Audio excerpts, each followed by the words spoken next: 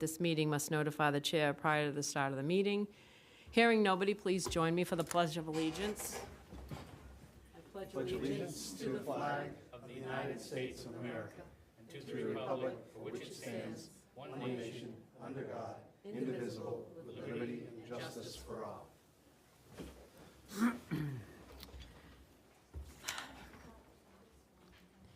Is there anybody for public comments and announcements?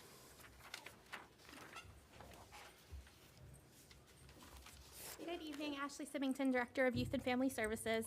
I have the next parent workshop series, Parent Chat, is coming up next Tuesday, this time, March 5th. Grandparents having the tough conversations, so we'll be going over some tips and strategies for grandparents that are either raising their grandkids, which is who we're kind of gearing it towards, but also for just anyone looking for tips for how to connect with their grandkids that they've got in their lives.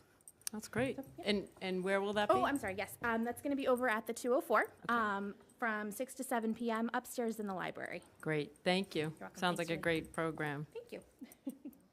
Anybody else for public comment and announcement?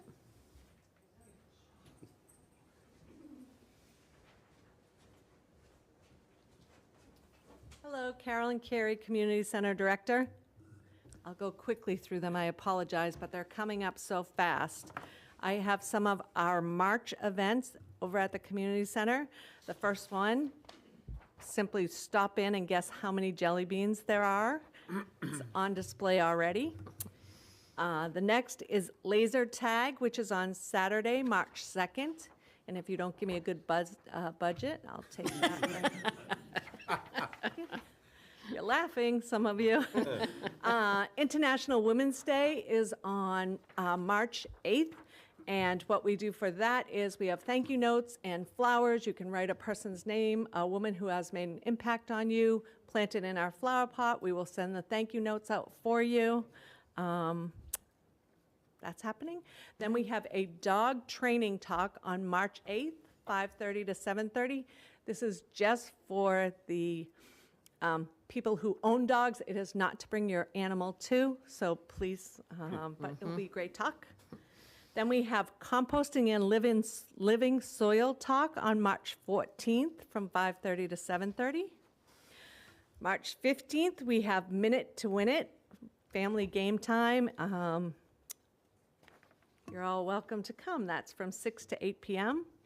Then we have photos with the bunny. So bring your cameras. We have a bunny who's just going to stop by and you can take all the photos. It's a very popular event. That happens on the 15th, 5:30 to 6:30. We're back to doing our DIY egg hunt because this year Easter is in the end of March and there's just no way to know what the weather will be. So we're going to do our DIY events. You can call and make a reservation to pick up an entire kit that you can take home and do. It has eggs and craft projects and toys and so much fun. Nice. Our next military lecture is on March 22nd at 5:30. The last one had 49 people. Isn't that great? That's great. Wonderful. Then we have a craft class with we will provide all of the supplies. You just show up. And then, of course, our free advertising event so that the community can know what else is happening. Not that we don't put on a lot here in the town, in our side, but there are a lot of businesses who do wonderful things for families around town, too. So That's great. there'll be a quiz later. Thank you. Thank you, Carolyn. Anybody else for public comments and announcements? Joe? Thank you, Madam Chair. Good evening, everybody. As the board is aware, the wastewater superintendent, Dan Pelletier, and I, working with representatives from GHD, have rescheduled the community forum. You may recall the day that it was scheduled for was the snowstorm. So we are rescheduling the community forum on Phase 3 wastewater construction to be held on Thursday, March 7th, 2024 at 7 p.m. This will be at the community center. We will be reminding folks of that new date change as we did the last time by notifying folks in the area and also putting information on the website. We will also be including a Microsoft Teams link for anyone that wants to remote in to participate. So again, that is Thursday, March 7th at 7 PM at the Community Center. Great, thank you, Joe. Thank you. Anybody else for a public comment announcement? Hearing nobody, we will go on to our presentation, which is our discussion with the Massachusetts Municipal Association form of government representative, who is Charlie Costello. It's online, I believe. Oh, you're muted. Oh, Good there- evening. Yeah, good evening. Thank you for joining us this evening to go over government and charter-related issues that we reached out to your organization for, and I will let you take the lead. Well, thank you, and good evening, everybody. I'm Charles Costello. I'm the former town manager in the town of Middleborough, and previous to that, I was the town administrator in the town of Hingham, where I live, now, for 16 years. And I started my career in local government at the town, or actually the city known as the town of Watertown, as the assistant town manager there. And 27 years ago, the Mass Municipal Management Association began a form of government committee to help cities and towns looking at their forms of government, looking at their charters, and providing free technical assistance to them, which we've done consistently now throughout the Commonwealth, here on the eastern part of the state and Western Mass as well, and the Cape. And I think, probably the best way to approach this is to talk about your particular situation. I've read your charter. I think it's a good one. It has a lot of strong management aspects to it.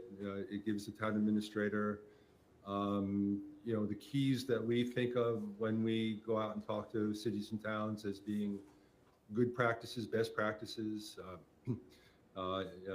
negotiating collective bargaining agreements, preparing executive budgets, controlling all or most of personnel decisions, and procurement, control over the procurement process. So you have all that already. And I think because you have a charter bylaw review committee, you've kept your language up to date, and you're continuing to do that, if I understand the current proposal before you correctly.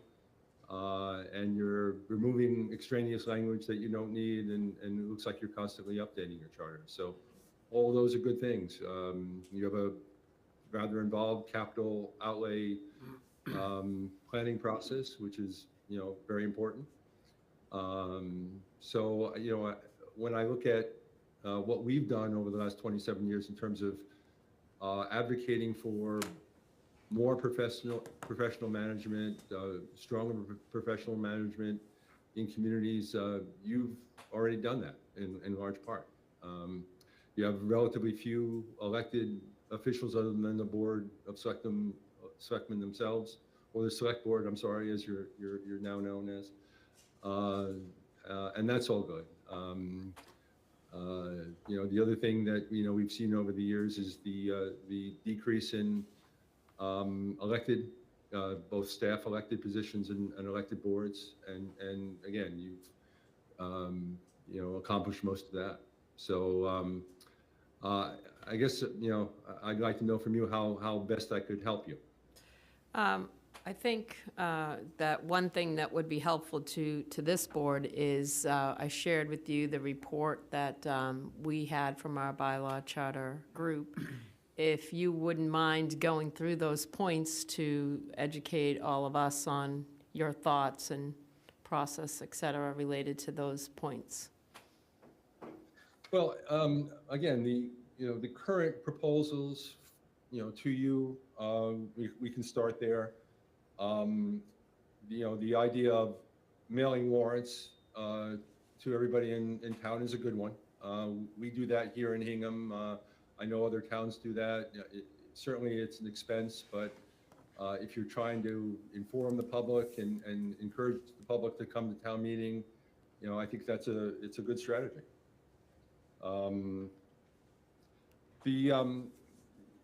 Under procedures, it looks like what they're suggesting is codifying a two-part town meeting approach, spring and fall, finance and zoning and bylaws and other things.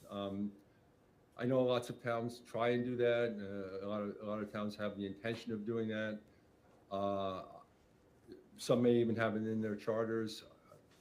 I might be a little concerned about the flexibility that takes away if it's written, in such a way as to, take away the ability to do anything but finance in the spring and zoning and other matters in the fall.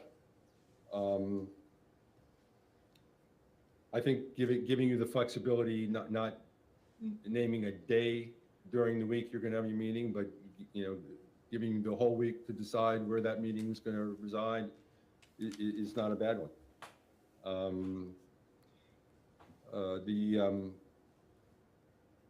There's some other,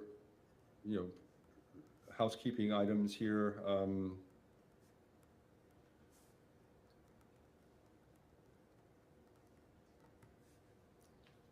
In terms of signing warrants, that just seems like a minor change.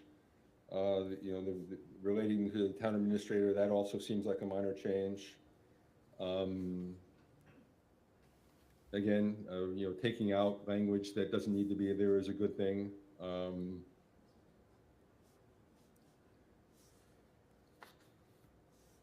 Toward the end, I guess you had a particular interest here in knowing how everybody votes on all the warrant articles, which is a little unique. But if that's what the town meeting voted, then I guess that's something you need to do. Again, I think certainly the housekeeping items I think are necessary. And I guess I would just have you think about being too restrictive in language relating to your town meetings and what you could do at your town meetings. Thank you. Does that cover them? I think that covers the main issues that were in the current proposal. Yeah, I think so, and I think what I'll do now is ask board members if they have specific questions that they would like to pose. So in doing so, Michael, do you have any questions for Mr. Costello? I defer to Jeff. Jeff, you have any questions? So, thank you for being here. Yeah, I'm a freshman on this board here, so forgive me if my question is a freshman question, but how have you seen bylaw charter committees and select boards working hand in hand to create a more improved document? And how do you see us using somebody like yourself in the process? Because I won't speak for the rest of the board, I'll speak for myself. And I'll say that our bylaw charter review committee has done a lot of work. And they've been at it a long time. And this board is starting to entertain some of their articles. But I do want it to be a collaborative effort. And I do want it to be a Harwich effort, not an outside person coming in and telling us what our charter should look like, if that's clear. So how do you see yourself working with our committee and this select board effectively? Absolutely. I mean, this is a local process and it's entirely Harwich driven. And you should decide what works for you and, what, issues you may have with the charter, concerns you may have with the charter, things that have come up. The good thing about having a standing committee like yours is that it gives you the opportunity to address things in a fairly, timely way. Some charters are written so that there's, a 10-year review and there's no standing committee. So if something is going on locally that, you know, isn't working, uh, uh, most towns don't go to the trouble of appointing a committee. They just wait, you know, until the next committee comes up. So, you know, I think you have a good structure. It's in your charter. I think it's a collaborative process between, you appoint the committee reports back to you. You know, it's a collaboration. It's, you know, both committees, both yourselves and your charter bylaw review committee should, you know, be in constant dialogue over, you know, their recommendations, and you may agree with them, and you know, there may be some you don't agree with, but I think it's an iterative process that you have to work through. I can just give you a perspective based on, you know, reading you know, a ton of charters over the years and having had experience talking to boards like yourselves and charter committees similar to yours, and giving some outside perspective. But that's basically all I can do for you. Excellent. Thank you very much. Don, do you have any questions? No, actually, I agree with what Jeff said. I mean, it's basically our charter. In full disclosure, I was on the charter review bylaw committee, and the ongoing process has been working. It's been changing stuff, and to the extent that they would like to be able to get in touch with you, then I'm fine with that. But it really needs to be a Harwich document, and Jeff's right. Thank you, Don. Michael? You mentioned, and thank you for being here, you mentioned going down the lists of what Charter Bylaw Review gave you, or Julie gave you to review. And we got to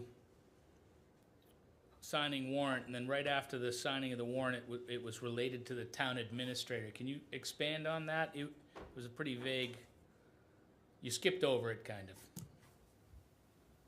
of. Yeah, I wasn't referring to that. I was referring to 2.2.2, where in the underlined changes, they were recommending to you that the warrants shall be mailed to every household having at least one registered voter, and posted on the town's website instead of being published in the newspaper. And I suggested that was a good practice, and it's one that we use here in Hingham. Yeah, and right after the signing of the warrant, you did mention town administrator and restriction, or at least that's what I wrote down. I guess let me just let me change directions then. And as far as form of government goes, looking at our charter, obviously you've been involved in form of government. Right now we have a 5-member elected board, and what's been referred to me as a weak town administrator, and then there's the town manager form of government. And you mentioned our good practices on all of what our town administrator is allowed to do. But in our charter, it gives us the authority to give him the contracting, to give him the procurement. Do you think our form of government, given everything you work on, is an effective form of government? Yeah, as I said earlier, I think you have a pretty strong charter from a town administrator's point of view. I wouldn't consider, I've read weak bylaws and I've read weak charters. This is not one of them. Thank you. So I think it's, you know, you have checks and balances in your charter. The town administrator has appointing authority over department head level people with your review and other people. You know, so it's a, you know, to me, whether it's a town administrator or town manager title doesn't matter so much as what's in the document itself.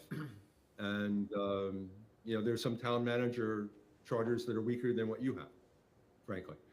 So, and, you know, to me, a town administrator and a board of selectmen working together it's a collaborative effort.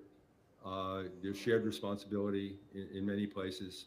And that's not a bad thing. Thank you. Thank you, Charlie. I just have a couple follow-up questions. Do you have any idea how many towns do still mail their warrant to the citizens? I don't know. It's nothing I've ever looked at. I don't know anybody who has collected that data. However, there might be some information like that residing at the MMA. I think it's worth contacting Denise Baker, who's the staff person there, and she might know of something, but I've never seen that data. Would she also have data on how many towns have a standing bylaw charter review, just out of curiosity? I doubt it, but, no harm in asking. Sure, okay, thank you. But like I said, there is, I think more commonly, what you see are committees that are formed every 10 years, but they're not standing committees. Or every so many years to review a charter, but they're not standing committees. Okay, I think that's more common. right. And to your point about the question on town manager versus town administrator, you're saying that the language in the current charter is strong enough that you've seen other towns with less charter, even though they have less of a strong charter, even though they have a town manager. Is that what I understood you to say? Absolutely, Okay. absolutely. The title, when you go through a charter process sometimes and you're trying to make change, words matter. And in some places, having a town manager connotes giving way too much authority to that person. So towns will write a fairly good charter, a fairly strong charter from a management point of view, but elect to call the position town administrator so as not to overly concern the public.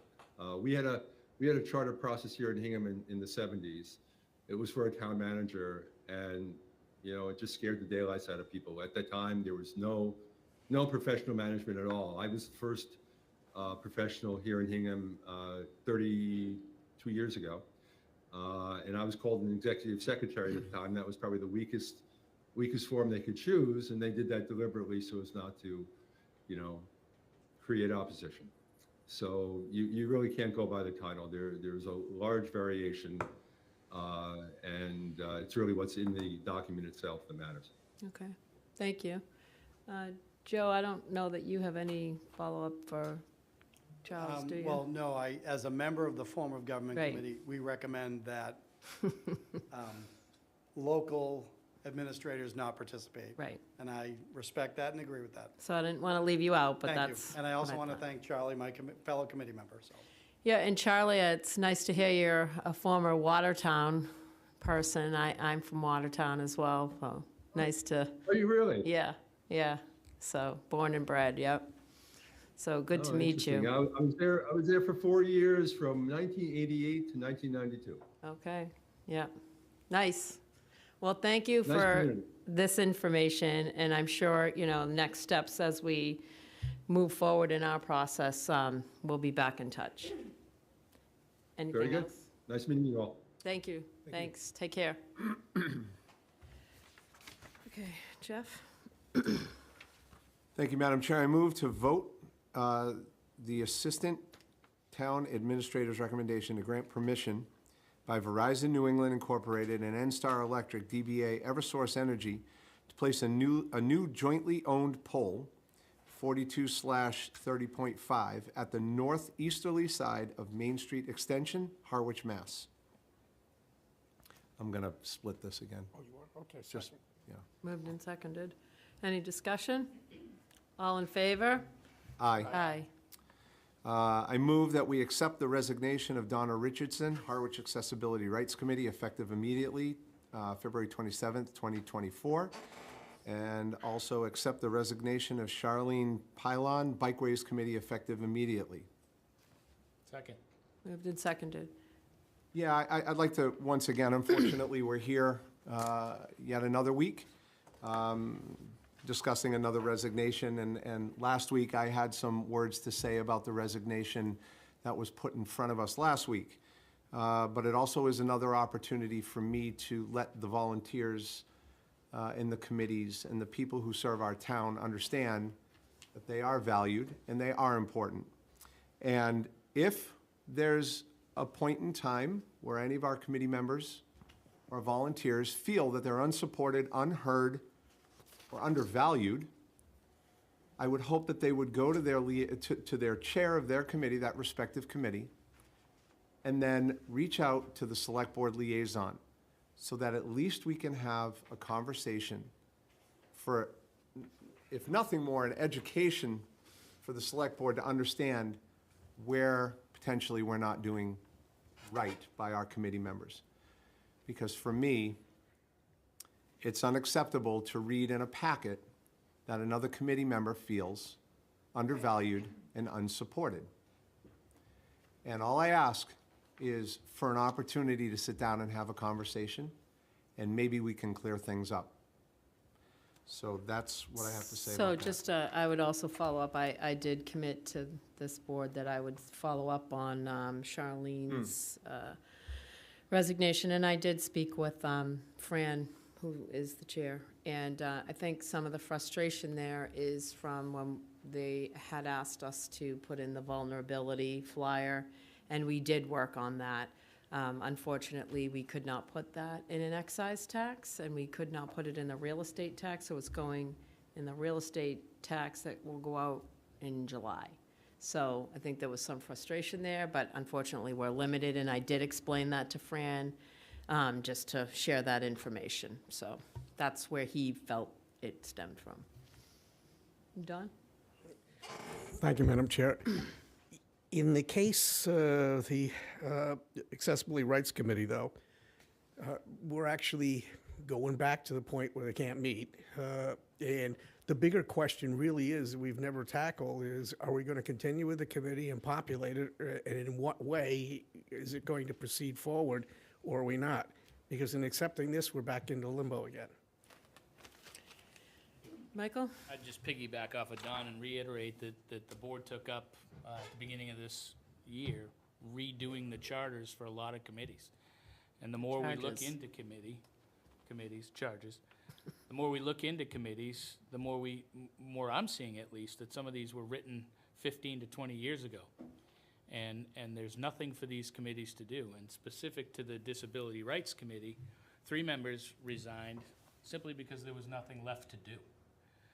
They were given a charge, they did their work, and anytime that it's recommended to disband a committee, it's like we're kicking somebody's puppy, and that is not the goal here. It is to try and limit the committees that don't have anything to do to alleviate this frustration.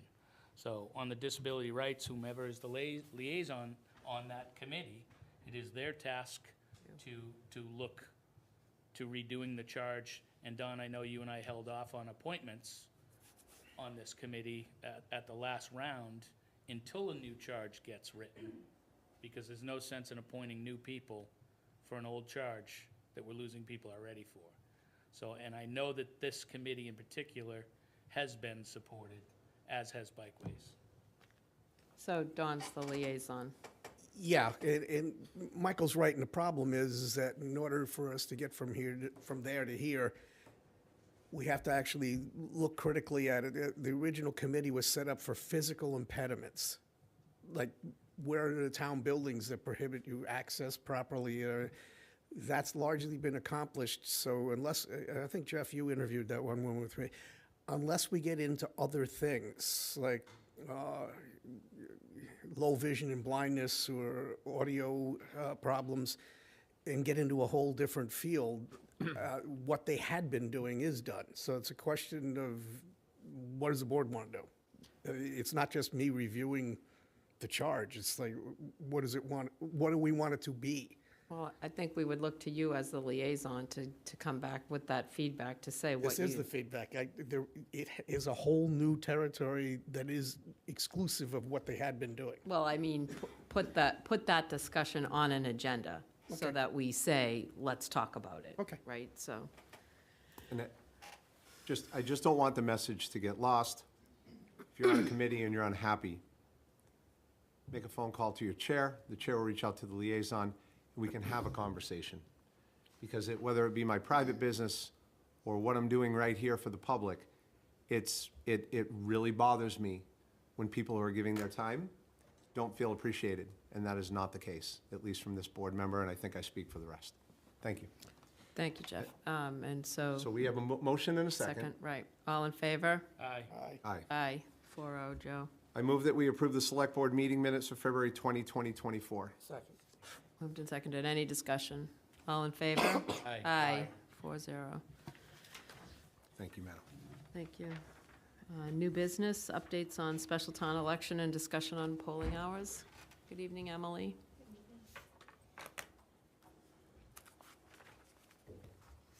Good evening, Emily Mitchell, Town Clerk. So I did want to come before you this evening to give you some updates on the special town election. As you know, it is scheduled for April 9th of 2024. It has the sole office of the Select Board vacancy. The seat will expire on May 21st at the annual town election. Last week was the deadline for any interested candidates to file completed nomination papers.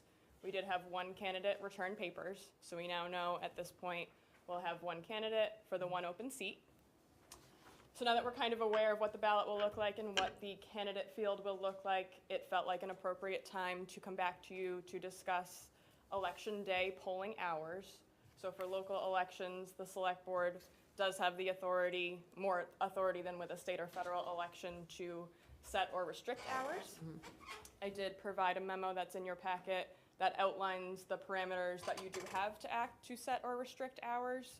So just briefly to go over them, for a local election, polls can open as early as 5:45 a.m. They must open no later than 12 p.m. They do have to be open for at least 4 hours, and then they do have to close by 8 p.m. The town has reduced hours in the past.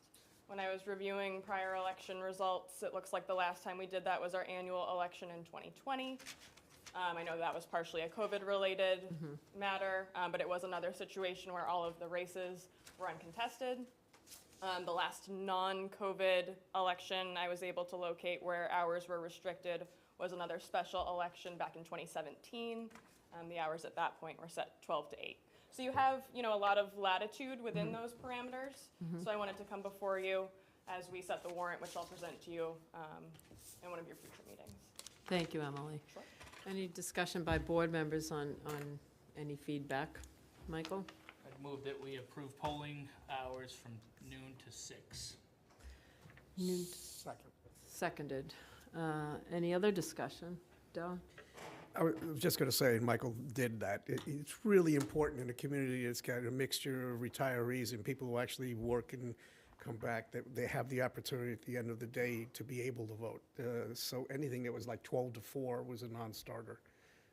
That makes sense to me. I would have recommended the same. Yeah. Jeff, do you have any comments? Thank you, Emily. Sure. I have no comment. So I'll go with noon to 6. I was even thinking, noon to 7, and I think, I just, people getting out of work at 5, I just get concerned. I don't want anyone to feel like they don't have the ability to vote. So, but if the majority feel that noon to 6 is the best timing, I would go along with that. So we've got a motion and a second, so, all in favor? Aye. Aye, 4-0. Thank you, Emily. Thank you. And now we have Monomoy Regional School District to present their fiscal year 2025 budget. And we have Scott Carpenter, Michael McMillan, and looks like Terry and Joy. All right, you're gonna let, yeah. Scott needs a wide berth there. Do you want to move that? Gonna move that chair? Yeah.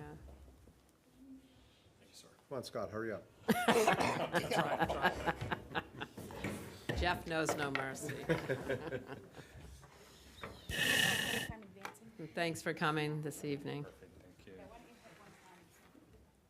I thought you were gonna dial it in, Scott. Hey, never. Hey, this, when you get hurt, for me, having this week and this meeting on my calendar as a goal, it's like, so this is the first time that I've had a tie on in a long time. And for me, it was really important that I'm here in person. I know this is a budget that the school district has put a lot of time and effort in. Michael, our business manager, Robin Millen, our director of curriculum, instruction and assessment, who's here, and the school committee. I think it's a budget that we can be proud of. It's a budget that loops back to conversations we had a year ago when we were here in terms of just when Michael and I were forecasting what to expect. We know this is a year that ESSER funds that, that, you know, towns and school districts were, you know, were relying on, have evaporated, that came, you know, with COVID. You know, there was some staffing that we added during that time that was important staffing, and we've had to make decisions in terms of, okay, how do we contract, but make sure that we're still having very reasonable class sizes for our students, and lots of supports, you know, for our students. But we're also in the midst of contract negotiations. And one of the things that we all know is that, you know, it's more challenging to live here on the Cape. Housing's a challenge, and, you know, we've got, you know, to make sure that our teachers, as well as our families, can afford to go and live here and be here. So, yeah, so there's a whole lot of, you know, stuff that's behind the numbers that Michael will present tonight, but I think this is a budget that we can be proud of, that'll still have us be a strong, competitive school district. Thank you, Scott. All right, thank you very much. So Scott's kind of covered this first slide, which is our 30,000 feet view. That's the, you know, about as we're meeting student needs while dealing with the number of financial challenges that we're facing. The budget is, that we're requesting is $46.5 million. It's a 4.8% increase from last year, just over $2 million. And the assessments themselves are actually slightly more than 4.8% because our other offsetting revenue is not as much as 4.8%. So Harwich's increase under this budget would be 4.9%, and Chatham's would be 6.2%. So that's it. So we then have another 22 pages where I'm just going to say all that all over again in a lot more detail. So I'll go quickly. You know, there is a lot of information here, but I know you don't want to necessarily go into all that detail. But so I'll go quickly. But if anybody has any questions at any point, you know, or if you want me to get into more information, Thank you. please let me know. So that's just the same information again. So just put it in a little bit of context. That's all the increases in the budget. This slide shows the budget since the district was formed back in 2013. This is this is slightly higher than the average in light of the challenges facing the district, including, you know, we've got ongoing salary negotiations that we're in right now, the inflation which the district, along with everybody else, has been facing, amongst with other issues. I also think, you know, way back in 20 and 21, we had particularly 21, we had a relatively small increase when inflation was 4.7%, and I think that's had a knock-on effect to put pressure on the budget now. So I'm going to start to go into a little more detail on what's driving some of these increases. This slide shows the budget broken down by major account. That's a category that the state provides, and as a way of categorizing all our expenditure. The first, so the first column gives you the name of the major account, then it's the budget as it was for this year and the proposed budget for 2025. And then the final column shows the increase, and it goes sort of green is where it's a reduction or a small increase, through to red where it's a bigger increase.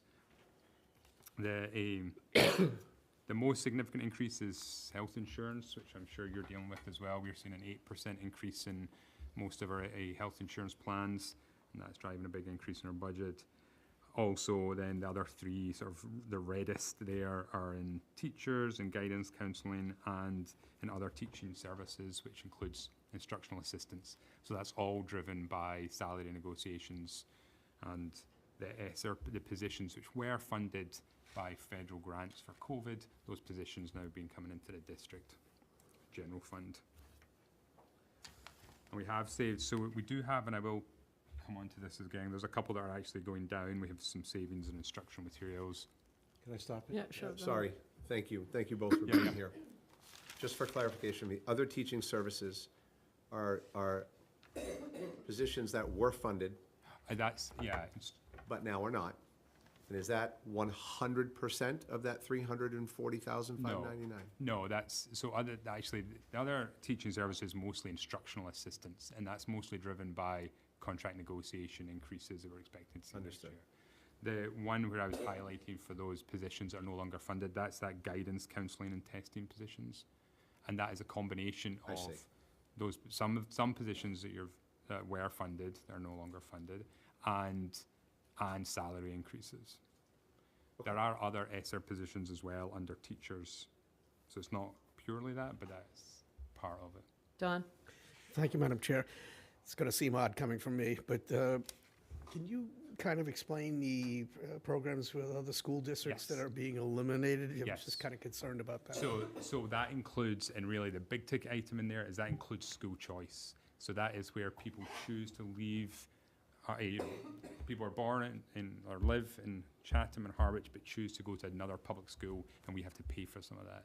So good news story that we have is that the number of students doing that has gone down significantly in the last few years, and so that's reducing our costs, and that's what's driving that figure. We also have, we do also have students who we are not able to serve their special education needs within the district, and we pay for tuition in other districts, other schools, really like private schools or collaboratives, where they receive special education services that we can't provide, and just that's a relatively small number. It fluctuates, and our budget right now is down slightly. So we're not cancelling programs, we're keeping students in the district, and so that's reducing the cost there.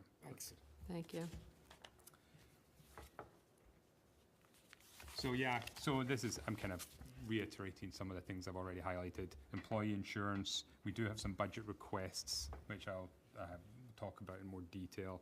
And then, and also as we'll talk in more detail about our capital and debt, we want to continue investing in our buildings to help reduce future costs. And then maintenance costs, we've just seen a big increase in the cost of maintaining our buildings as they get older, and as the cost, you know, just like in your own home, the cost of getting somebody in to do work is very expensive, and we experience those cost increases as well. May I- Yeah, go ahead. On that note, thank you, and please Yeah. bear with me. Yeah, but yeah, no, please. I'm more catching up to questions speed there. here. Yeah. When you say maintenance on the buildings, Yep, the way I think about it at this point is Harwich's elementary school Yep. is 100%, the maintenance is funded by our town. yep. What does the Monomoy School maintenance look like in terms of, is there a split? Yeah, so the split is done, so it's basically done on enrollment. So it's the same as, okay, So Chatham's paying for all the maintenance, all the costs related to their elementary school, Harwich is paying for it for their elementary school, and everything else is split in a number of different ways, but basically it's all done on enrollment, so foundation enrollment, is splitting those costs. And we also have to keep in mind that, 10, 11 years ago, we had a brand-new high school that you didn't Yeah. need to have a lot of maintenance, and now we're, 11 years into this, and you're starting to see, motors and HVAC systems that are needing to get replaced. So you're seeing maintenance costs that weren't there because it was brand new. You've now got a seasons building that has, each year, a little bit more maintenance costs and a little bit more maintenance costs. And it's the most complicated building by far. Sure. Do you know what I mean? The old elementary schools, hardly anything on the roof. These things, there's, Yeah. well, thank you for that, and I would assume you have a projected maintenance cost for fiscal year '25 yep. it's in here. So that's that increase. That's So That's so- the total of what Well, you it's not the project. total, that's just so actually, if I go back here, so one of these, so operations and maintenance is 4.2 million. Yep. You see it's down, like halfway down, there's Yep. their operations and maintenance. So actually, while we're on that, do you want, do you No, have a no, follow- go ahead, please. So while we're on that, I know the middle school roof, which I feel like Yep. we've been talking about for years. Is that currently in the capital? It's in capital, So- yep, but not the whole just the first part of the project. So we have applied to the MSBA for a grant to help cost that. And if we were successful in that grant, then the first part would be next year. And really that's just doing like the analysis of the roof, getting the architect drawings done and getting the work bid out. And in the following year, we'd have to start, we'd have to issue debt in order to pay for the roof to be done. But that would come before you, well, actually it would come before you in a number of ways, because we would need town meeting approval, but we would also need, it would also come as part of next FY26 budget. But we have a ways to go before we get there, because we've got to get into the state grant program first.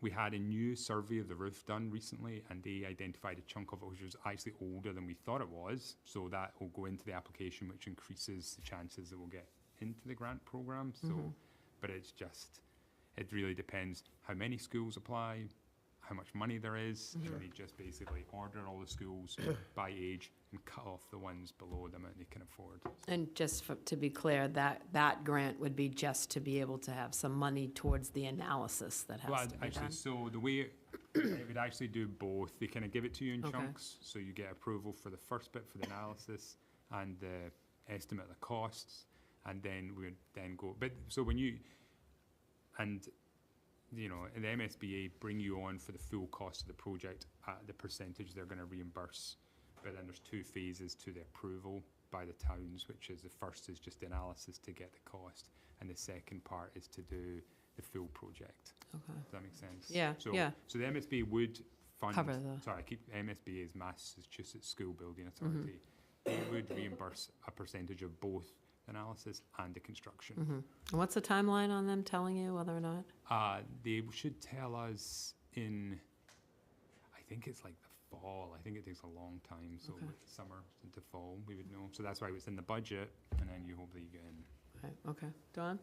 Yeah, actually, thank you, Madam Chair. Just following up on what you were saying, you've got something out going on now that talks about parts of the middle school. Yeah. I'm presuming that at some point in time, you're going to at least explore feasibility study of the whole building. And if that happens, who is it driven by? Is it driven by us, the state, and To do what? To possibly replace the building if it becomes that? And do we do that review, or does the state do that? So that if, so say we decided, you know, we being all of us, decided that the best way forward was just to replace the middle school, then that would be driven by us. So we would, there is another program, the same organization that provides the funding for the roofs also has another program, their core program for building new schools. And it was a needs-based, so they would look at, they would, you know, similarly with the roof, they would look at how old the existing building is, how fit for purpose or not the existing building is, and on the basis of that, they would decide whether they would be accepted into the program. So at this point in time, we're not actually talking about that, we're talking about picking off Right, right. major problems. Yes, Just exactly. to be clear, that hasn't been part of any conversation. That's what I was following The up. middle I mean, school, yeah, the middle school as a building is a great building. Like many structures here on Cape Cod, it's got, cedar clapboard siding that, with old wooden trim that is getting desperately in need of some re-siding all around to protect the envelope of the building. But I think if we were to re-side that building and get a new roof on that building, it's going to serve both towns for years to come Yeah. quite well. So the headline for folks out there listening to this is, we're not looking at replacing a building, we're Absolutely. picking off major problems that we want to head off even bigger problems. Yes, absolutely. Keep that building going, so we're investing in that building as is. Thank you. So All right, good. nobody, oh, sorry, Michael. On the operation and maintenance, what Yeah. percentage, and I know it's the whole budget, what is Harwich paying and what is Chatham paying? So on operations, and so let's see. Based on enrollment, so it's the same number as the normal assessment, correct? So let me think. I would need to, because I would need to break down the operation and maintenance for Harwich Elementary School, and then the operations and maintenance for Chatham. Those are Elementary included School, in 'cause that those are number? separated out, yeah. Be a And then, great follow-up question, you don't need to answer. yeah, tonight, but I'd yeah, love to know. so it's roughly about, Harwich pays roughly 3/4, Okay. but that's really rough, but I would need to get. And and I know it's only initial conversation, Joe, you and I discussed it, the grounds. Yep. Is that figured into this with Yes. the idea of subcontracting the Yes. grounds? Yep, so I've about built in an increase based on some initial market research we've done. I'd love to see that initial Oh, market yeah, research. oh, I mean, it's like And- finger in the air. So our plan is to go out to bid in that before, over the next month or so that we have firm cost before we get into next year's budget. So that change will put Right. Harwich paying roughly 2/3 of their maintenance in that building as well. So it will not, so that will not change the proportion that Harwich pays. So right now Harwich pays for all of the fields and grounds work at Harwich Elementary School and for, say, 3/4 of it at the middle and high school. And that includes, that includes paying that includes paying 3/4 of the bill from the town of Chatham to do the work at middle school. Includes 0% of the work that the Chatham does right now at the elementary school. And likewise, Chatham is paying for a quarter of the work that we pay for that gets done for the fields and grounds at the middle school and the high school. Does that make sense? So what happens is, both towns get paid for the work they do in the fields and grounds in our schools, and instead of paying the towns, we would be paying a contractor. That's the proposal. So what might happen in both cases is the cost will go up, because instead of using the towns, we have to pay a contractor, but the share of the costs is not changed. We pay the bulk of it.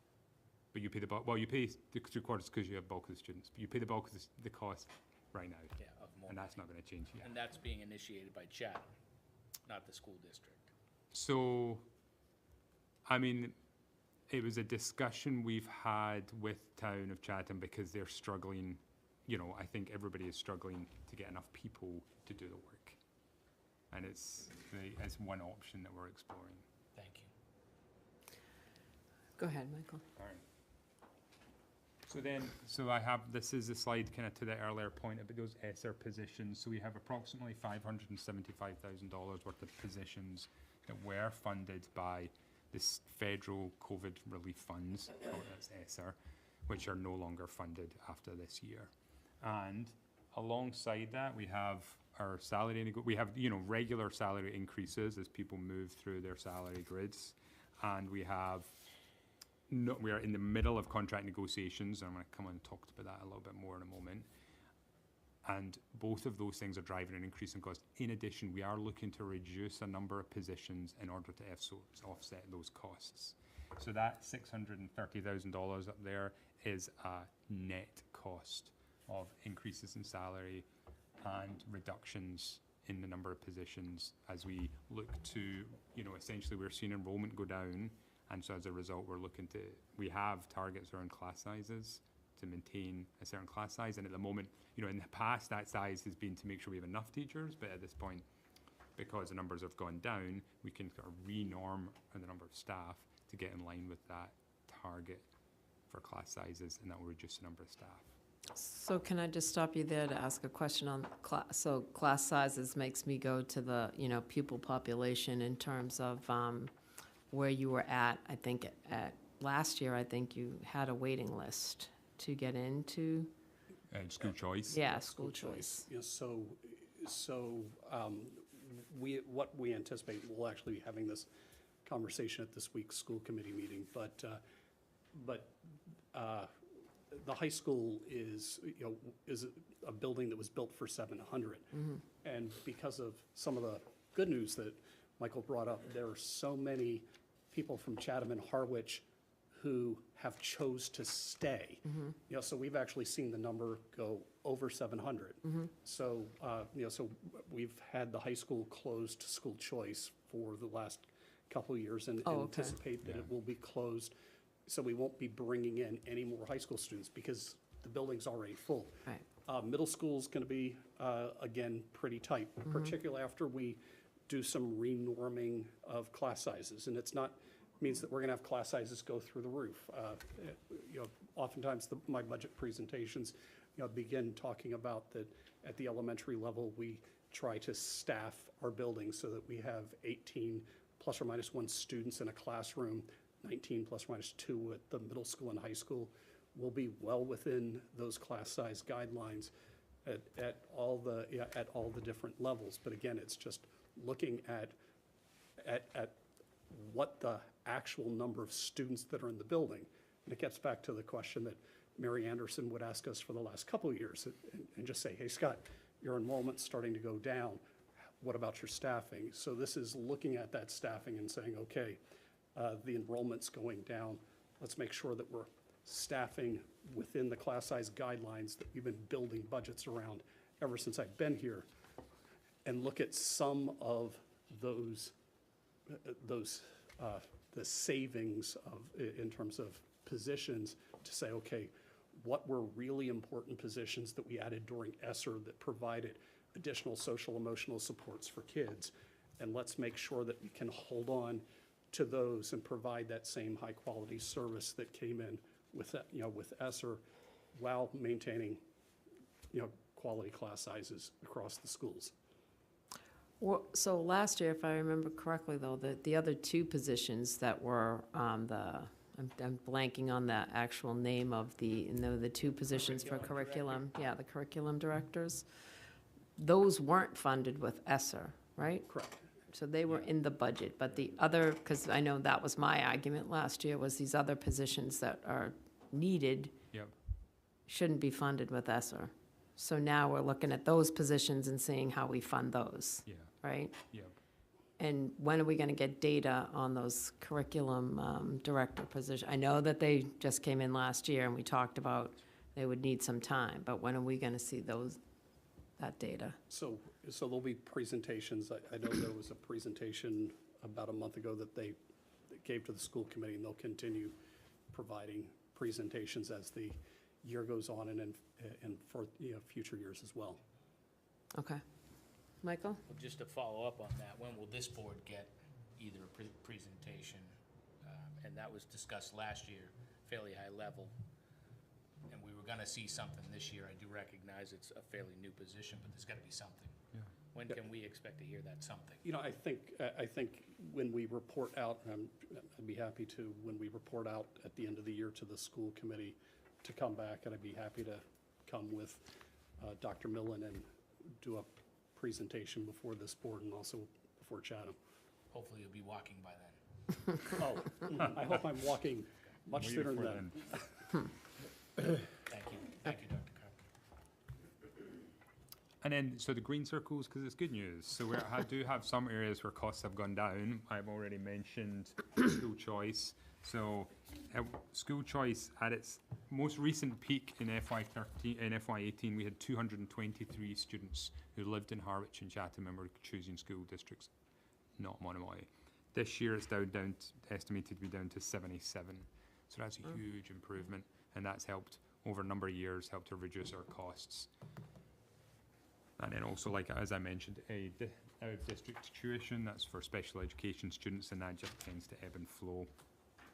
We have, the way the debt payments in the high school are structured, it goes down slightly every year, so that we have this down. And also, we were able to buy, with funds from a number of different places, able to buy IT equipment during COVID and from the state funds. And so we have a year where we don't need to renew a lease, and so we're saving some money there too. So just over the next couple of slides, I just wanted to highlight a couple of proactive things we're doing to help to improve services for our students. Last year we developed the portrait of the graduate, identifies all the attributes that we hope to give students as they graduate from Monomoy: independent and confident learners, critical thinkers, communicators and leaders, and engaged citizens. So this is what you get for your money. So we're developing students who will be able to contribute to your communities and beyond. We're also in the process of developing the strategic plan, really partly how we deliver that and how we make it happen, and how we prioritize and focus our work over the next few years. And part of that is delivering, and that is reflected in the budget. So these are some items that we hope will help to deliver. Some of these are around delivering on those priorities, and also meeting specific student needs and requirements that are required in order to meet student needs. Can I just stop you there Yeah. for 1 second? What does it mean when it's differentiation professional development? Because I know that there are other budget items that are for development. Yeah, so when you talk about differentiation, it's, you have a range of learners in a classroom, and it's supporting teachers to be able to work with that breadth of learners is what that, Okay, it's yeah. EduSpeak differentiation is what Okay. it means there. Thank you. So yeah, so the items that are in that are not shaded are the ones that are currently included in the budget, and the shaded ones have not been included in the budget, where we're seeking things like grants or other funding sources to pay for them, or they'll just have to wait. Then I mentioned already, I won't go through all this, but we do have some capital investment, which we are undertaking. And, Scott mentioned earlier, we are hoping to start a project to look at re-siding the middle school, replacing the siding and trim.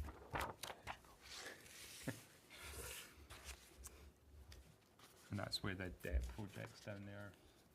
And there's two, it just lists 2 payments on debt at the high school just because you pay twice during the year. We pay at the beginning of the year and the middle of the year. It's kind of a non sequitur, but I just wanted to highlight inflation because that has impacted our costs. And that impacts us directly because things we're buying are more costly, but also impacts our staff because when they're out there trying to buy their groceries, they now cost more money and they look to us and put pressure on us to increase their salaries. Which brings me on to our staffing levels. This is just a moment in time, so we report to the state once a year on our staffing levels, and this is October 1st number. It's not an exact number of all the positions because there might be vacancies and so on at any one point, but it does give you a sense of the kind of overall picture. And our we were coming down to 2022 and it increased slightly. In part, that's been funded by ESSER, and we expect these numbers, as we go into FY25, this number will go down slightly as we reduce the number of positions in order to pay for everything. This is funded from all sources. It's interesting if you get into some of the detail on this, you can see our instructional staff, so that's classroom teachers, is down slightly. And whereas support staff, that's guidance and librarians, has increased, as has special education related staff, which includes like occupational therapy and physical therapy and speech and language support.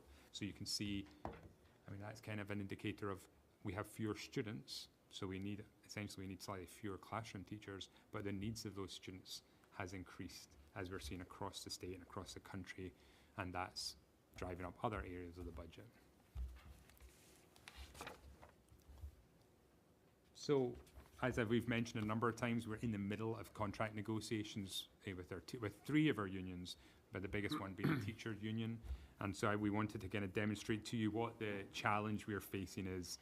So this chart, affectionately known as the Christmas tree, compares our salaries, our teacher salaries, with those of districts around, the Cape. And basically it shows the difference between Monomoy's rate for any one particular step and lane and how that compares to the same step and lane in the district listed at the top of each column. So, the teachers have a grid. They have steps, and you progress up the steps each year if you're in the district, right up to step 16. And you can also, depending on your qualifications, you can be from a bachelor's right through to a doctorate. So that's the grid. And we chose ones to imagine kind of a fictional member of staff as they progress from the lowest paid point all the way up to the highest paid, and how we compare for each of those points with another district. So if it's green, that means we pay more than the other district does. If it's red, that means they pay more than we do. And the difference is included in those fields. So we did make some assumptions. So this chart does actually include some assumptions around health insurance reimbursement, because we have the same, we have a 70-30 split. Not all districts do. Some districts pay more, some districts pay less. And so we reflected an assumption, an estimate of the impact on that. But the big takeaway for us when we did this analysis is that we pay a lot less than the districts around us. And we feel that in our recruitment. So we are interviewing teachers, we're struggling to get people, and we're struggling to get them to stay, because in some cases they can go down the road and receive, $10,000 more.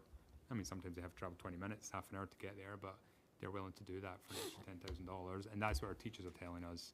And so that's the challenge. And this is FY24 comparisons, and we know other districts have got generous increases for FY25. Not everybody, but the ones we've seen settled, they're seeing increases, and we have a number of people in negotiations right now. So we are trying to at least catch up and keep the pace with some of these districts. So that's reflected in this budget proposal. Is there any difference in the number of days in terms of the pay? Yes. Yeah, so it's kind of, there are some. So we have 185. Oh, geez.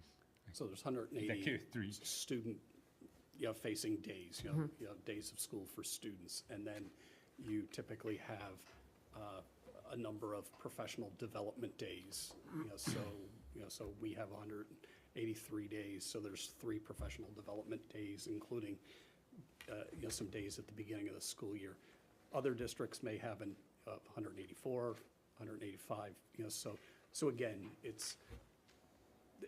they're all in that same general neighborhood.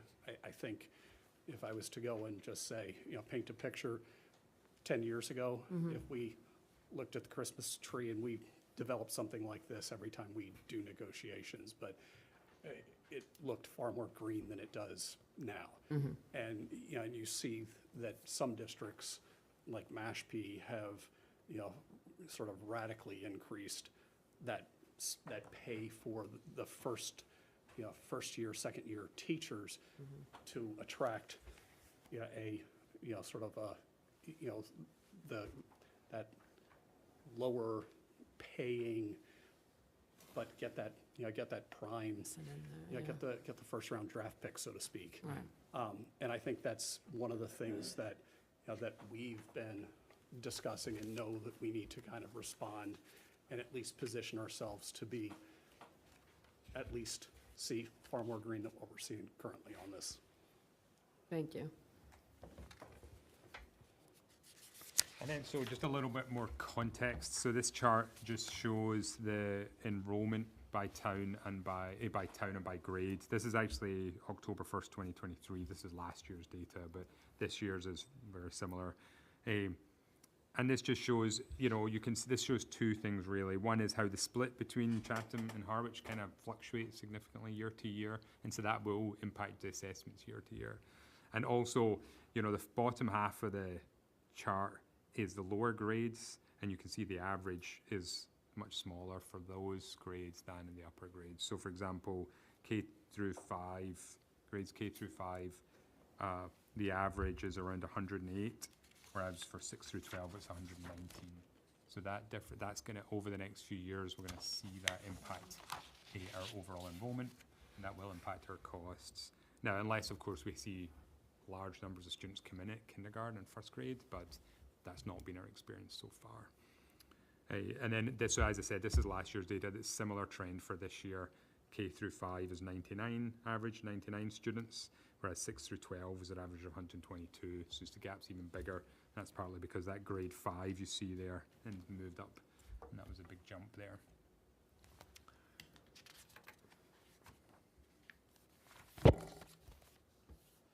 All right, I'm kind of jumping all over the place, so if anybody has any questions. Yeah, just one on the Yeah. enrollment and the decreases. Yeah. Has the school done any strategic planning considering some of the larger scale housing units that talking about building in Harwich and talking about building in Chatham? What if we get an influx one year, 50 and 50 in both Yeah. schools, which is realistic based on what each town is, I don't even want to call them proposals yet, Yeah. because they're not before us. So it's hard to plan, but one of Yeah. them is 288 units. Yeah. It's a lot of kids. So the developer has reached out to me several times, and, I share the enrollment numbers, and, I think there's, and they're sharing back to me what they project, like how many students would be, at an elementary grade level. There is the capacity within our school buildings, our elementary schools and definitely our middle school, to go absorb and the reality is it's not going to come online tomorrow, but, but if Right. it were to come online tomorrow, there's the capacity at the elementary and middle school. High school's tight right now, but the same sort of decrease that we're seeing in the middle school and elementary school is going to start at the high school in just a couple of years. So I think by the time one of these projects starts, if they were to come to fruition, we'd be seeing some wiggle room at the high school. So I think the capacity's there. One of the things that we have also been doing is at Harwich Elementary, we have a community partner that we've been working with, the YMCA, to provide a preschool infant toddler care in available classroom space at Harwich Elementary School, and have an understanding with them, if we need the classrooms back, we're gonna have to take the classrooms back. But again, so we've been thinking about it, and we're just waiting to see, are these projects actually going to move forward or not? I appreciate you don't have a crystal ball, but I hope their projections are better than their traffic study projections. And it is interesting to me that they're approaching the school, Yeah. but the town's not involved in any way, shape, or form for future planning based on some of these proposals, and that's one proposal. Yeah. We're working on our own proposal, Chatham's working on several proposals. Any thought, or has any other district reached out to you regarding the migrant crisis and migrants being put into schools? And if so, how are you planning on dealing with some of what DY is dealing with now? Right, so, so there are conversations that are happening statewide, because it's not just, it didn't just happen on the Cape or at DY. We haven't experienced that impact yet, but again, we're one school district away from where the impact, has been felt. So you just nothing yet from the state, so nothing really to plan for. Right. Thank you. Well, and just to clarify, I think, same as you're saying, you're going to see decreases at the high school level as those lower grades come up that aren't as large. You also don't know for sure in terms of school choice, right? And then you also don't know the 288 units, I think that's over a course of 10 years. So Yeah. that would fluctuate as well. So I guess the question is, how can you best plan for that? I'm not sure you have an answer. So, Well, I think a way to plan for flexibility, and again, there's, different school districts have approached school choice very differently in terms of incoming school choice. So I have always tried to work with the school committee and the business manager to manage school choice based on how many seats are available in the classrooms that we're running, so that, so that we're not opening additional classrooms with school choice students, so that we can have the flexibility to bring the YMCA in as a community partner. But we've got plenty of applications from families from Dennison, Yarmouth, and Brewster that could fill classrooms, but at $5,000 a pop, it wouldn't pay for Right. the staffing. Again, just trying to make sure that we're managing school choice in a fiscally, wise manner. And that, I think, gives us the flexibility and elbow room if we do get a project or a housing, that Development, opens, development that opens up, or if, suddenly we find migrants are sent to, to some closed hotel. Okay. Thank you. So this next slide, again, this is just providing more context and detail. This is our total expenditure for all funds, again, by that major account category for the last 5 years. And this is not just the general fund, so this is including grants, and underlines a couple of trends we've already talked about. So just so you know, the way this chart works again, so for in each column, so for each year, the amounts are shaded just to give you a sense of which is the highest from the red down to the lowest in green, and that's just for each year. So I mean, you can see the numbers don't really, the proportions don't really change all that much from year to year. Teachers are always, the teacher salaries is always the biggest category. However, just in terms of fluctuations within those years, over the last 5 years, we've seen that debt, as we've paid off the high school, has gone down, as has teacher salaries. We've talked about that sort of slight shift from classrooms to other support staff and teachers, and programs with other districts, as we've seen school choice. So those three numbers have come down. We have seen operations and maintenance has gone up, and pupil services, so transportation.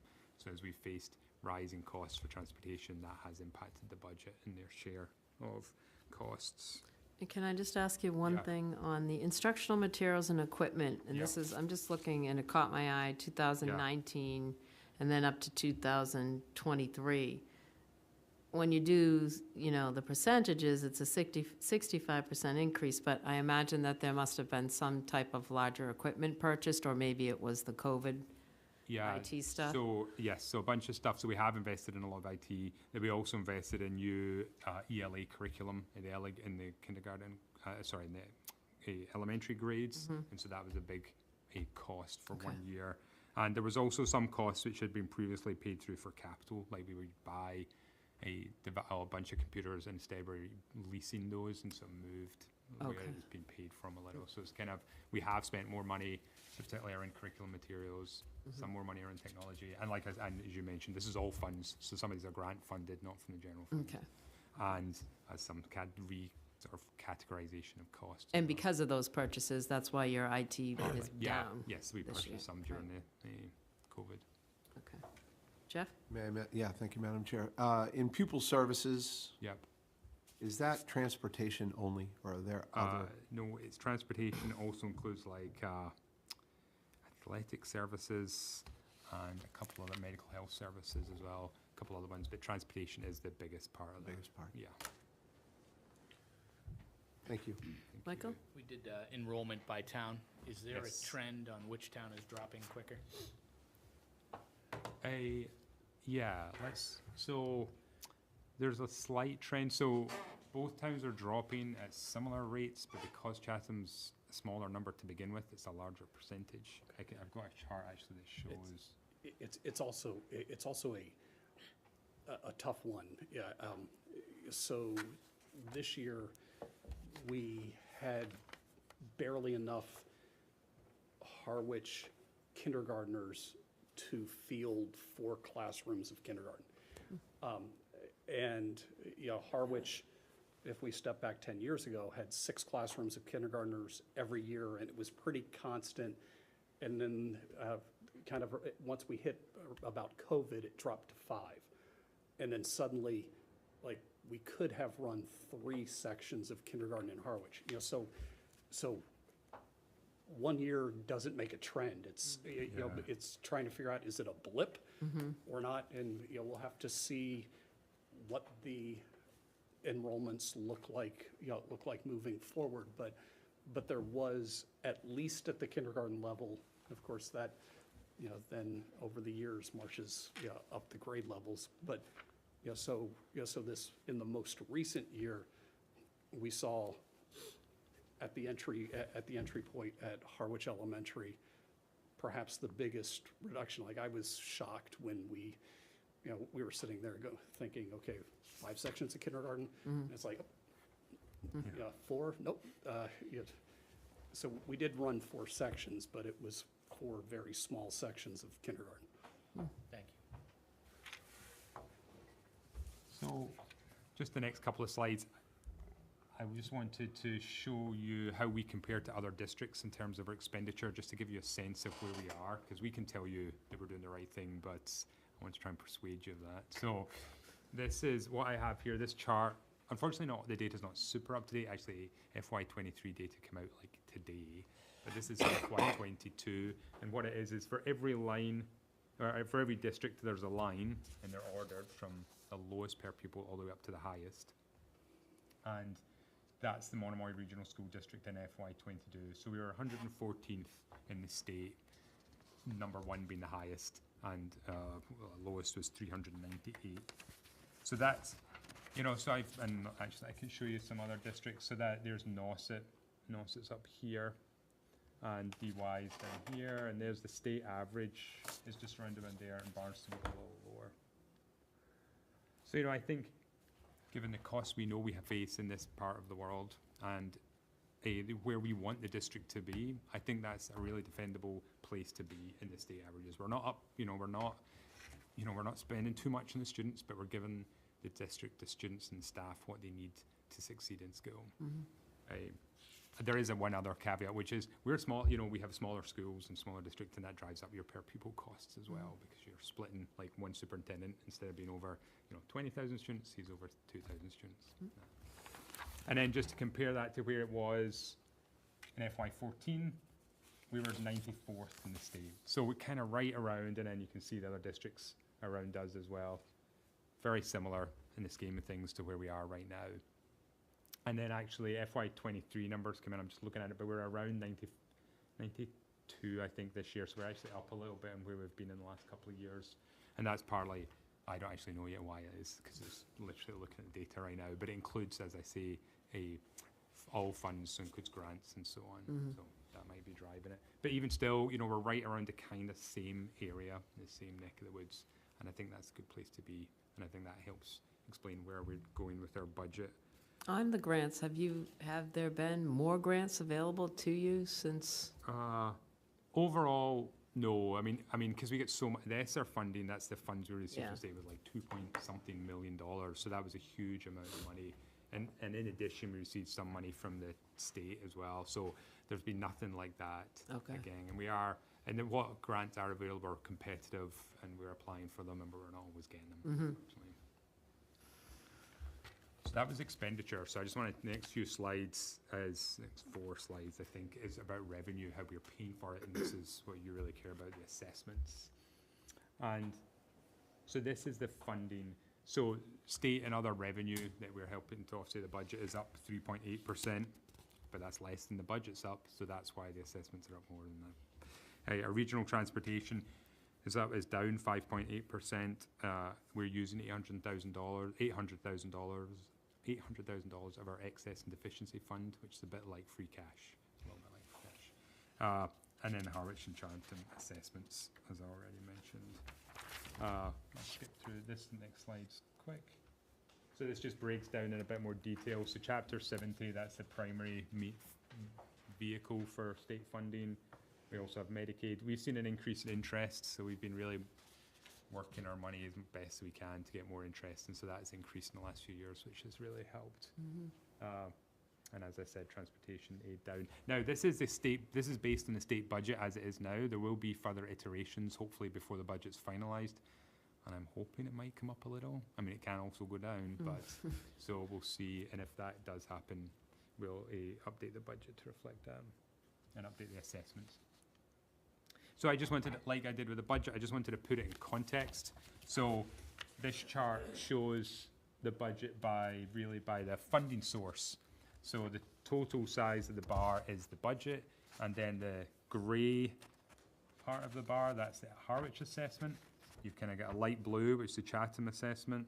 Yellow is excess and deficiency, and the dark blue is state funding.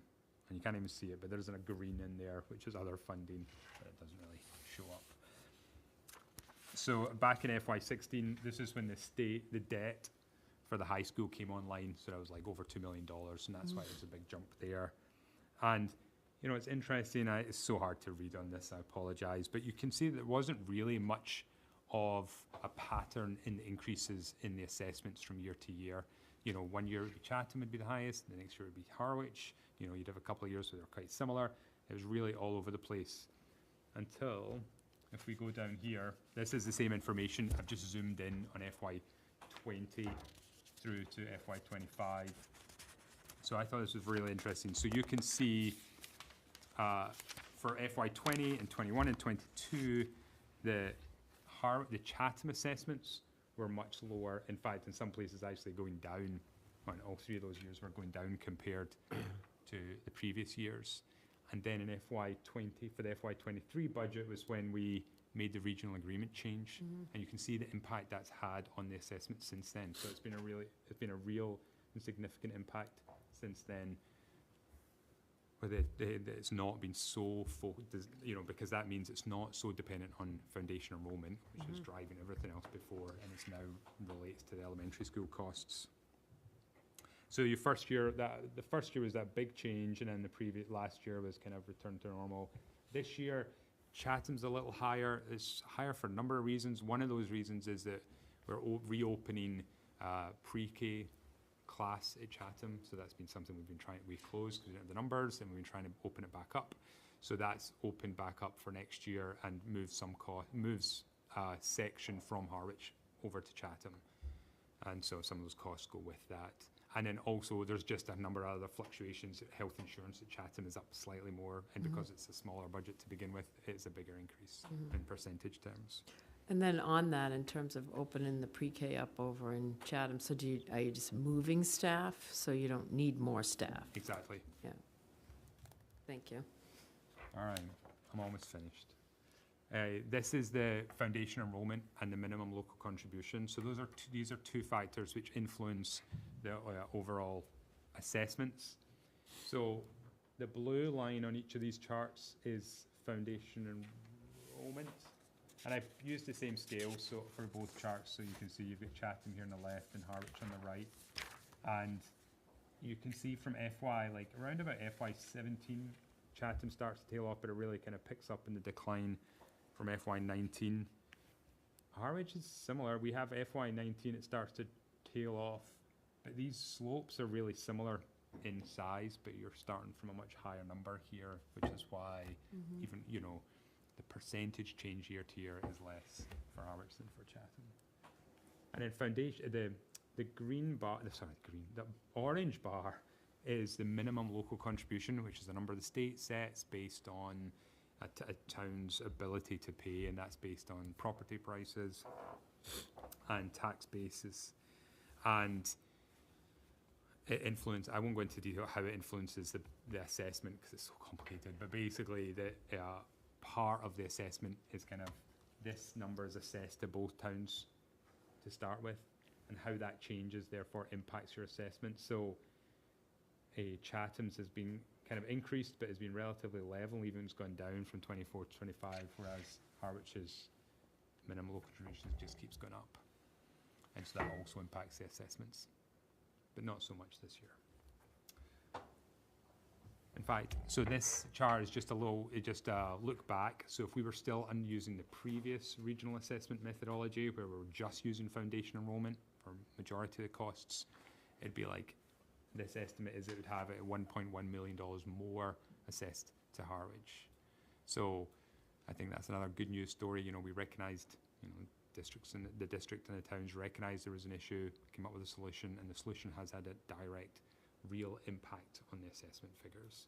And that number will get bigger because if you look back, before we made the change, these were the sort of number changes to the Chatham assessment. So if we'd kept going at that, the number would have got, you know, the gap would have just got, you know, where it would have been, would have got lower and lower, and where we ended up is gonna hopefully, well, will increase.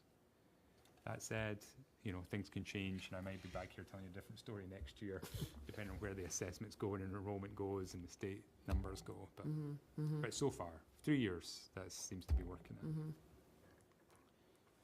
And that's it. So that's our budget request and the assessments. Okay, questions from board members? Michael? I have no questions at this time. Thank you for the great presentation Thank you very much. and all your answers that questions we've already asked. Got one for you though. Thank you. I'll get back to you though. Okay, on the- yep. Jeff? Nope. Thank you for all your work. Don? You're going to be surprised, but very good presentation. Thank you. No, and I think you've answered all my questions as well, so we'll wait to hear from you. And when do your negotiations close out? When do you expect? So the negotiations, we don't, so choosing my words carefully. Yeah. However, the budget, the negotiations impact, we do not expect that to impact this budget. Okay. The only changes left now is that from somebody other than you or Chatham Board of Select Board or the school committee now would be if the state changes the numbers. And there is a small update due to the foundation enrollment number, like a 0.something% that might change numbers, but really small dollars. And if they do, you know, I did hear we might get slightly more money in transportation reimbursement, which would be great. And that would just help to reduce it. But if anything changes significantly, we'll let you know. Okay, thank you, appreciate it. Thank you. Madam Chair? if I- Sorry. Madam Chair? Madam Chair, Mark Kelleher, I have a question. Hold on, Mark, I was going to Joe Powers. Go ahead, Joe. Okay, I'm sorry. So I Sorry, Joe. believe the number we see on the slide right now, that 29 million plus, that was your number based on what you presented to the school committee on February 8th? Yep. What's the rest of your calendar? When do you expect that number to solidify? So March 14th is when we take the final vote. And all things being equal, I would expect it to be similar to what it is. Thank you, Michael. Yes, go ahead, Mark. Okay, thanks, Madam Chair. Dr. Carpenter, the feasibility study that you have for the middle school, who does that? And what kind of information does the feasibility study provide? So the feasibility study, what Mr. Keller is referring to is if we were going to the MSBA's program to redo the roof, the first phase of that, they call it a feasibility study, which I wish they would come up with some other name, because it sounds like you're just saying the feasibility of replacing the roof. We know it's feasible, but actually what it involves is they look for what the options are. They get architectural plans, they get the design, including the architectural plans, and it goes out, they prepare all the procurement documents. It also includes identifying a project manager, which is required under mass procurement law, and a designer. And basically you get, in this program, I think it's still done this way, you just get assigned one. The MSBA have a list of vendors who they use for OPMs and a list who they use for designers, and they just give you, I think it gets pulled out a hat, and you just get given those. They've pre-qualified them, so they're all ones I've worked with in this program are really high quality. I mean, it's costly going through the MSBA program because there's a lot of hoops you have to jump through, but you get a really good result at the end of it. They really make sure it's high quality. So, sorry, the short answer is you're assigned an architect or designer by the MSBA. Great, thank you, Michael. Does that answer your question, Mark? Yes, it does. Thank you. Thank you. So thanks for coming. We appreciate your time. And Scott, a speedy, well, I know it hasn't been speedy, but Yeah. continued recovery. Just So, glad to be here. Yeah, well, glad to see you. In May. Yeah. Elevator's there. Yeah. Scott, my son, neither one of my kids did that to you at school, did they? It was not work related. Yeah, that work was, just checking. Thank you for Thank putting you. And on you're the record. grateful for that, right? Tripped over a roller skate. Looks like Wyatt's work. No. It's rough. Now we will go to our vote, yeah, Yeah. thanks. I move that we vote to approve the fiscal year 2025 budget with recommendation to Finance Committee. Anybody seconded? I will not. Want to have discussion first? Well, I was waiting to see if we had a second first, and now I will ask about discussion. Dawn?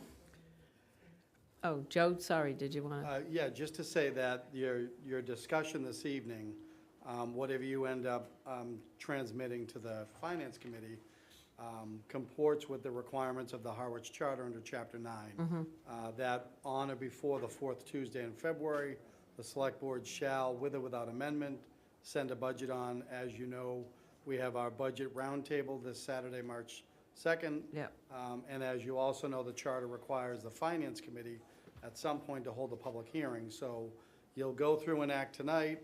It does not compel the board to stick with that budget or Right. future numbers as your process goes forward, It's just to send it to finance. to meet the obligations of the Right. charter. Yep. Dawn?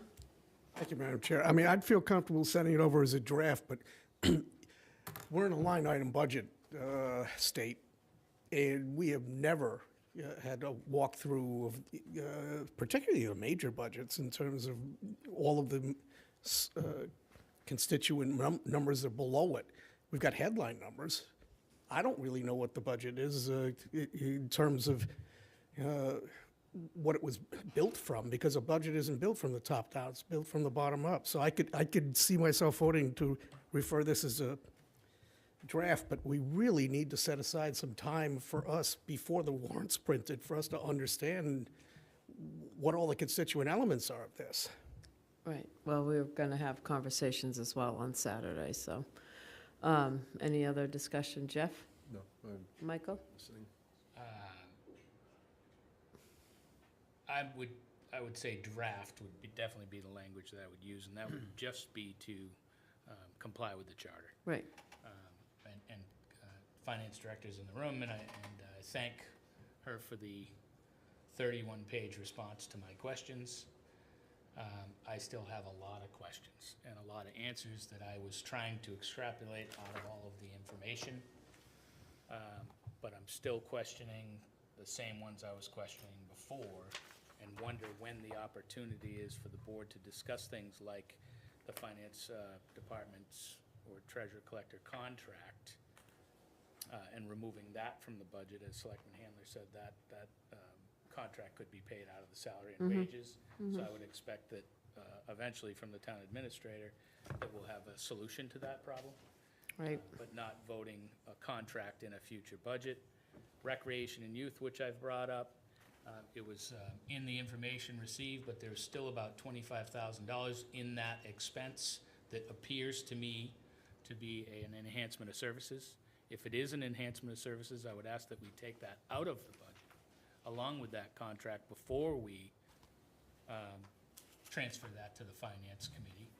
And a lot of the items in that $25,000 and above that line look like, to me, revolving fund expenses. So if it's not, I would like an actual explanation. I was able on one of the higher budgets to go to the elected official today and get the Munis report where they enter into Munis what their budget is and their request, and that would be one that I asked, that I said I didn't have a problem with based on the amount of elections we were having this year. But it was a really handy document, because all the notes and justification as to why the budget was up was right there on the Munis report. So I will be asking Finance tomorrow for 5 or 6 Munis reports and hope that they have the same level of explanation in there, and that will answer my questions. But I don't have the information right now to be comfortable with the budget at all.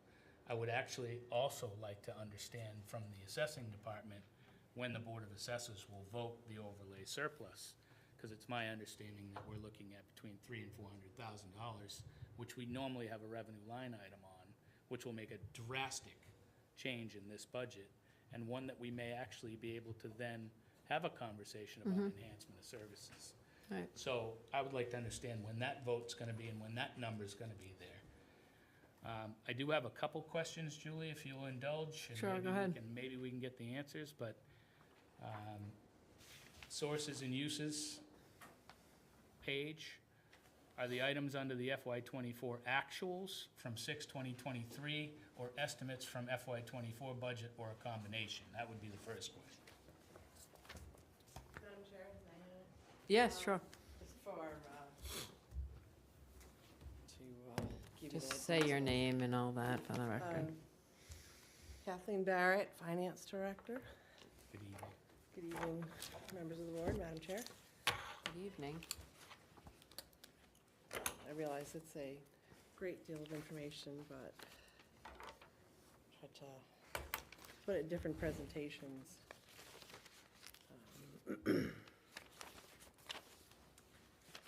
The sources and uses Yes. in FY '24, that is actual. Actuals, thank you. Estimated local receipts up 900,000. What were the actuals from last year, and what is this projection based on? The actual local receipts last year was the 15,425,923. That's actual. The 16,307,350, that is, it's the same categories of local receipts, so it's motor vehicles, rooms, meals, it's building permits, miscellaneous revenue, departmental revenue, and recreation revenue. So that is a slight increase, given what's been vetted through looking at, estimated to actual from last year and what the departments have thought would be a reasonable. I can give you the breakdown of what that is. I thought it was included, but it may not have been. But I can provide the detail of that. That would be fine, and that would be fine in an email as well. Julie, I would defer before I ask my last few if you want to. Oh, yeah, Noreen, hi, how are you? So Noreen doesn't have to stand. Thank you. Noreen Donahue, Headwaters. I didn't want to interrupt the board discussion, but also I don't want you to get so far Yeah, ahead in no, that's topics fine. that. So my problem with, not problem, my question regarding local receipts was in the breakdowns I see, the number that's listed under FY '23 actuals is 17.1 million. The number that's listed for FY '24 estimated is 15.4 million. So Kathleen, when you say that the FY '24 on the sources and uses our actuals, that doesn't line up with this page. Sure, I can give you a quick explanation. FY '23 was the beginning of the split of the rooms tax. Was the what, dear? I'm sorry, I couldn't hear you. It's the split between the one that was voted for the special purpose stabilization funds for affordable housing and wastewater. So a little over $900,000 from local receipts is no longer included in local receipts. It's appropriated to special purpose stabilization funds. So you're going to have a decrease in local receipts. Right. But I understand there's a decrease. So that's why it's considerable decrease. It wasn't that so much. I'm trying to figure out which is the right number to use for the basis. So let me try it a different way. So you're saying the FY '23 actual that's listed included 900,000? Yeah, the FY '23 of 919,639 in the rooms tax, that is the net number. Right. Corresponding amount of 919,639,000 was transferred to special purpose stabilization funds. Right, got that. That's fine. What I'm trying to say, though, is, so for the total of 17.1, if we deducted 10% from that, the amount would be the 15.4. And don't quote me on these, but I remember discussions from last year when we talked about that our estimated receipts, that we didn't want to go over 90%. We wanted to try to stay conservative as much as we could, and we didn't want to go over 90% of a fair guess, let me put it that way. So if 90% of the 17.1, to me, comes out to 15.4, but yet on the FY '25, on the sources and uses, it's 16.3. So I'm just trying to find out which is the base number. Do we go from the 15.4 that's listed under the FY '24 column on the sources and uses, or do we go from the 17.1 that's listed as the FY '23 actual? I wasn't privy to conversations like before my tenure about what the arrangement was for percentages, but year to year, it's a measured, analysis of what we're seeing. This particular local receipt analysis, this was back, the FY '24 here, I apologize, it wasn't completely updated. There was a lot moving. We had made some increases to the FY '24 estimated based on a further review. So this first spreadsheet, is this what you're looking at? Right. That FY '24 has increased based on conversations with the town administrator and the department heads. We went back and looked at it again because of the large increases in our expenses and thought that would be, we try to do reasonable, of course. We're not going to over-extenuate on local receipts. Because if you don't make them, then you have to raise it on Right. the recap. So, obviously, these are all estimates. This is what we're trying to do. We're trying to find the most reasonable estimate, though. This is just kind of shows the history of where things come from. But in FY '23, there's a, it's a decrease from '22, obviously, Yes. because it was a reallocation Not of my funds. concern, yeah. Okay, So I'm really just trying to understand, in general, the methodology, and it's not within my pay grade, so I'll leave it in the very capable laps of the Select Board. But there was a discussion last year, and perhaps if you could remind us what the penalties are should we exceed our estimated local receipts from the state.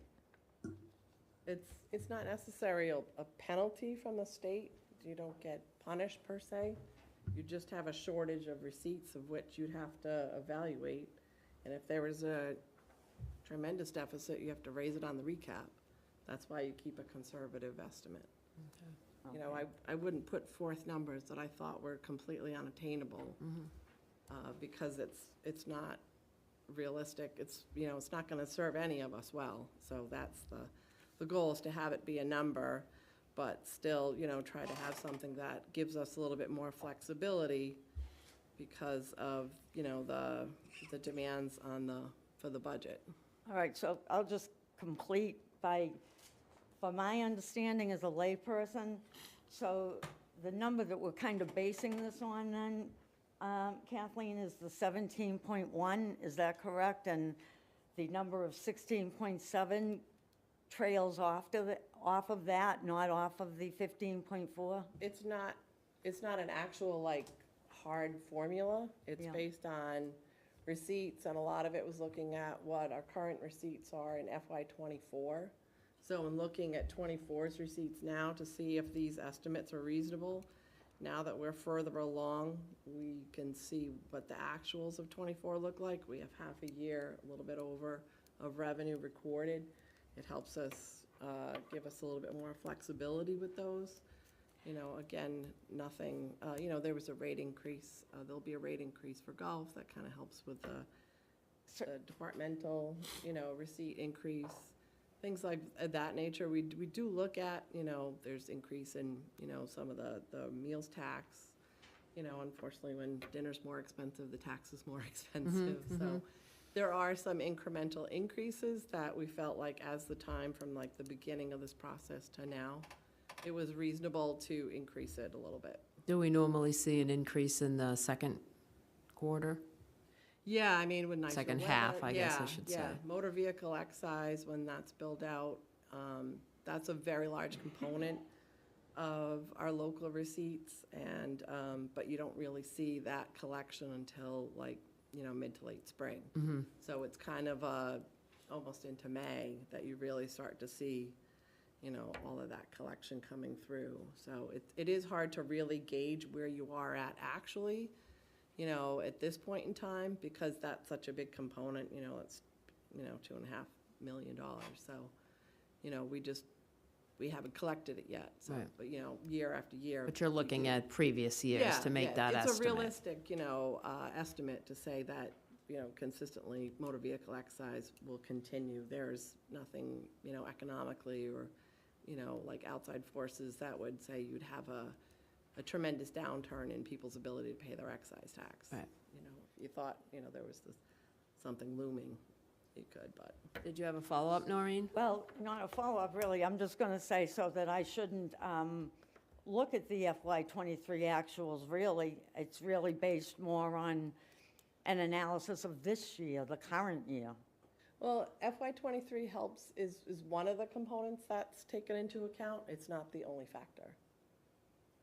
Right. And, but yet, even though your estimated is 15.4, we're willing to go up $1 million based on, I mean, I'm not saying that's a bad thing. I'm just saying we're willing to go up $1 million over what we estimated.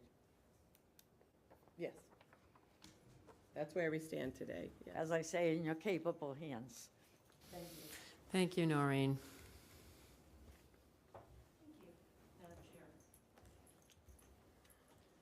Linda Sabula, Harwichport. Is there ever going to be presented the detailed breakout of what that 16,307,000 is for estimated local receipts in this potential budget? I mean, I went through this packet and I saw no information on what the 16 million is. I see the 15,425, which is FY '24, but I don't see a column here that says budget FY '25 and would come down to 16,307,350. So hopefully that'll be in a future packet. It will. That would be great, thank you. Thank you, Linda. Michael? Just on my last, and I believe we discussed it today, what was on the Harbor Master's budget, and referring to an old article, so it's probably another conversation. And I know that's only kicking the can down the road because of what the county's doing with the dredging rates, but wondering if it's possible to reduce that budget by the amount left in that article from last year and use that money this year. And certainly can wait till we have the article discussion and later to figure out if there's a way to do that. I know we need a new appropriation at town meeting, but it would be great to reduce where we can reduce and where we already have the appropriation. I think that may be baked in if you're looking at sources and uses, interfund transfers. I think we had accounted for dredge money. Yes, there was a harbor improvement and waterways funds. The interfund transfers includes $200,000, a little over from that. We had made some changes at the very last minute, so. Okay. But that does not take into account like a capital article that was previously voted at a town meeting that may have funds you want to reappropriate. And that's more what I'm talking about than the interfund Yeah. transfer. And I'm only saying if it's possible, I'm not saying, but it would be great to be able to reduce that budget, knowing that we're gonna have to go up again Right. next year. But on a year like this, if we can find some money, it would be great to find the money. Well, we can also have a conversation with John, too, on Saturday. Thank you, that's all I have for now. Thank you. Jeff, do you have anything? I do, I only have one question as of now. Kathleen, thank you for being here. For my own information, Cranberry Valley has a restaurant. That restaurant has a lease, I assume? It's Yeah. if I may, it's a license agreement. Yeah. It's a license agreement. What is the term of that existing license agreement? It is a 3-year term with an option, and I believe I have a follow-up meeting this week with the current purveyor to talk about the option year. Great. With or without equipment. Well, that was my next question is.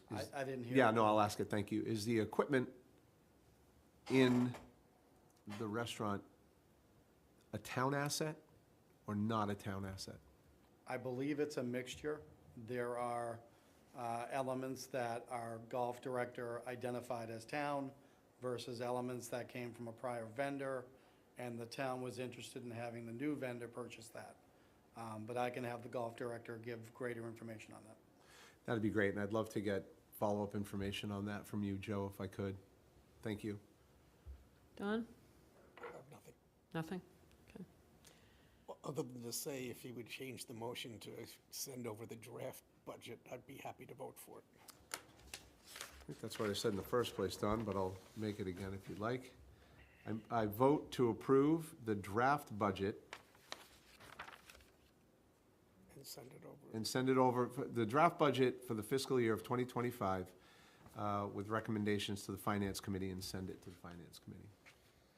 That was your second. You originally seconded the first motion. No, I didn't. No, I don't think anyone did. No, It didn't was get left open, it never got Okay, seconded. I thought you did because there wasn't any second. And I think I heard you say that you moved to approve sending a draft budget A draft budget to the finance to the committee. Finance Committee, that's.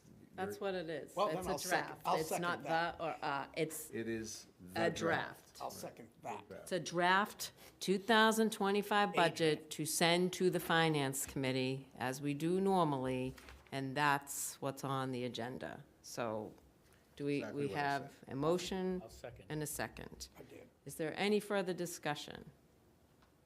All in favor? Aye. Thank you, Madam Chair. Painful. I vote to approve the following special permits pending Health Department. Thank you, Kathleen, sorry. I move to approve the following special permits pending Health Department approval.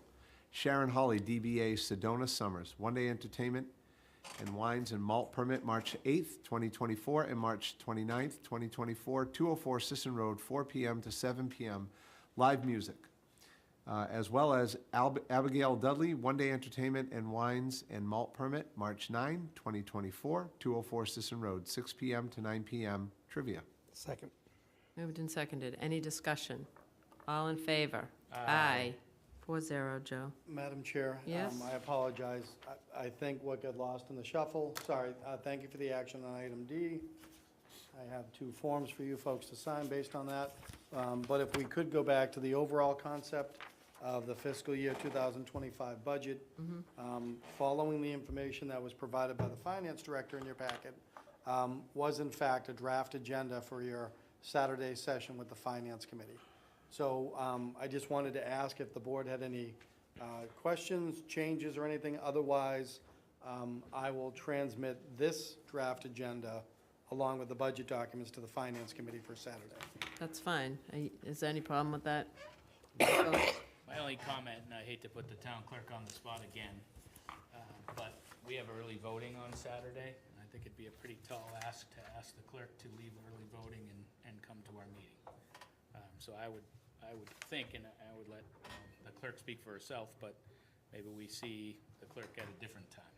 But her call, not ours. Good evening again. We do have election requirements on Saturday, so if possible, I'd be happy to join you for a discussion on the clerk's office proposed FY25 budget at a future meeting, and would of course extend the same to the Finance Committee. Sure, thank you, Emily. Thank you. For the record, if I may, certainly not March 4th. Certainly not. Yep, so anytime after that, Yeah. perhaps. Yep. So we can make a note to bring that back at a future meeting. Yeah, sure. So we voted on the, D is done. yeah. With the personnel. So old business, approve the personnel bylaw management compensation table that we talked about last week, which was simply discussion on the grade, the proposed grade, just to be clear. So is there any discussion on that item? Sorry, I didn't mean to take that. I'm so happy you did, Madam Chair. Don? Thank you, Madam Chair. In pondering this over the past week and keep staring at the table, we have to have a bigger discussion on this because at least two of the people who are going to wind up becoming subordinate to this have a span of control of management of employees that would far outstrip the person that's going to be making more than them, significantly more than them. So I can't support it as it is right now. I would rather have a bigger discussion about the whole context, because we are potentially taking away something, and that personnel slot, I want to be careful not to say it's the person, that personnel slot is going to wind up making more than either the water wastewater superintendent or the DPW director, and I have a problem with it. So the only thing I'll point out, and I'll go to the other members, is this is our third time talking about it, and I haven't gotten any request for additional info or anything. So you can give me whatever direction you're looking at later. Jeff? I'm going to defer to Michael. Michael? Just looking for my notes. I would agree that I think we need more time, and thank you, Julie. I know I gave you some information, and I would thank Assistant Town Administrator Megan Eldridge for all of the information that we received, which was a lot more than we had the week before. And looking at the compensation table and the memo, and looking at digesting her memo, even Megan says, as actual salary figures are obtained, I will update the spreadsheet. So I don't think, even based on the memo we received from Megan, that we're ready to vote this. Given the position that's changing, and I would look to Joe, I think we have to be very careful about what we discuss in a public meeting. And this is a compensation table, but it affects one employee. And the intent originally came from me, which was suggesting that our assistant town administrator should make more. And I would argue now that there's a mechanism in the current table with a recommendation of her direct supervisor, there's room in the current table to accomplish what I originally asked for. So, not trying to kick the can down the road, but I do see a path, and it is personnel related, and I would again look to Joe to say it would be more appropriate, given that we are talking about an employee and one of his, that we'd be doing that in executive session. I have a couple technical questions based on the compensation table and what might be lost by said employee if we voted this table. But once we vote this table, we are actually voting to give somebody a raise. And I think based on the memo that's in the packet, there's more work to be done on this, and I'm not sure we can do it in open session. Jeff? Yeah, thank you, Madam Chair. A lot of what Michael said, I certainly understand the genesis of how we got here. And I want to make it really clear, I fully support the reason behind why we're having this discussion. I think we're wildly premature. And I think there needs to be a lot more put into this, because I also feel it's incredibly important, not only for the employees, but for the town as a whole. So I'm not, So I'm gonna, no, I Yeah, appreciate your no, comments. thank And you. so this was, as Michael said, put on an agenda at his request. So at this point, I would say that we will bring this back, and let's give it sufficient time to bring it back. So that's where I think the discussion ends. Unless you're Michael McCaskill and you have one more thing to say. I mean, I gotta take advantage of time to talk. Several of what I just said pointed to the town administrator and the correct process so that we don't violate any personnel records. I'm not interested in pushing this thing onto a shelf forever, and the intent was there for a reason. But that intent needs to be supported by the town administrator. As far as voting a new compensation table, sure, we can talk about that in public, and we can all give our ideas, but I would defer back. That doesn't fall on me, doesn't fall on another board member to come back. It falls on the report that we got stating that they need more information. So, and I would like more information on that. Back to the original thing, can we talk about this in executive session, Joe, as it relates to an employee? And I would further by saying, in the current classification table, there is room, if supported by the town administrator, to elevate said employee. Joe? Sure, I'll give it a shot. The compensation and classification table that appears in the personnel bylaws is the purview of the select board. The personnel bylaws state that only you can make changes to it, however it's presented to you. So you could adopt a personnel bylaw compensation and classification table that shows a grade 10, devoid of any position. As you may know, in years past, there were grades without positions in them. So that would show the growth as articulated by our assistant town administrator, how the grades are presently, regardless of the position.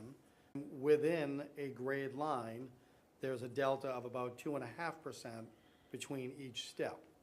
So you could amend your personnel bylaws class and comp table to establish a grade 10. You could rely upon the figures within that.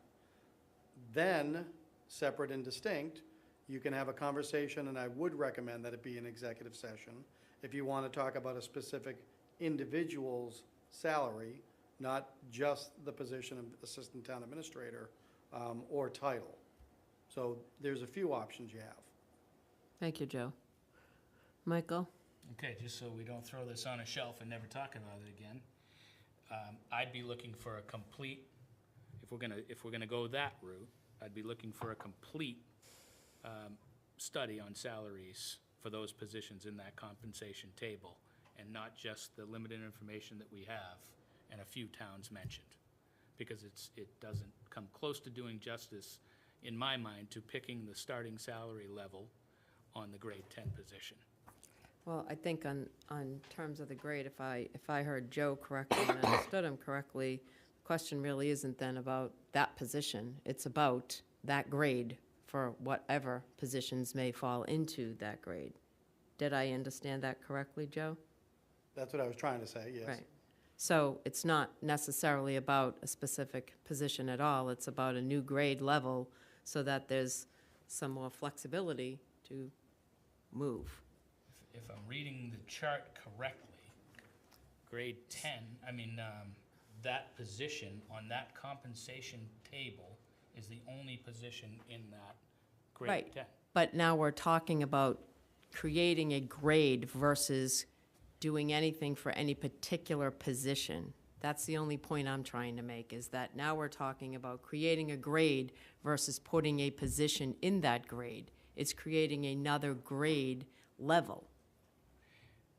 So we can bring this back with whatever additional information is, but what my point to you is that if you're looking for more information in addition to what is in the packet, I think ultimately we're looking for some additional, more general information, not just specifically for the ATA position. I'll send you an email with what I'd be looking for, so that we don't have to exhaust everybody but being here. But as I'm looking at the red line chart presented by administration, the grade that we're putting in place is an M10. Right. And that only has one name next to it. Right, but current, So it seems pretty obvious so to that me was what we're because trying the to do. original intent was at the request when you asked for an agenda item, and this is how it was addressed. So that's my point, is now we're taking that off the table if we want to create a grade, to Joe's point. If we want to table the whole thing and get more information in general, then I hear you, and that's what we would do. But what I'm saying is we're having two different discussions at this point. With all So, due respect, I have no idea what you just said. well, The then, chart that I'm looking at, that we're being asked to vote on. so with has all due one respect, thing, Michael, M10, Assistant Town Administrator. understood, that's Incomplete what the salary discussion survey. was. So I will wait, and I will email you what I'm looking. You should email me what you need. Thank In that regard, and we will decide what type of action we're taking with the grade. I'm saying that there's two different thoughts here, one that came to this agenda under a certain request made by you, and now what we're saying over here is that we can still move forward with creating a grade without specifically identifying what position will go in that grade. So to me, they're two different conversations, so let's get it clear what information we're bringing back. Make That's no my mistake point. about it. My request was very crystal clear and for a In- reason, and the in mechanism regard. already exists. In It was regard to the that recommendation of specific. administration to change the compensation table. For a specific position. But And that's where mine- we're not having My that request already conversation. exists. And your request for any additional information, you can send to me. Thanks.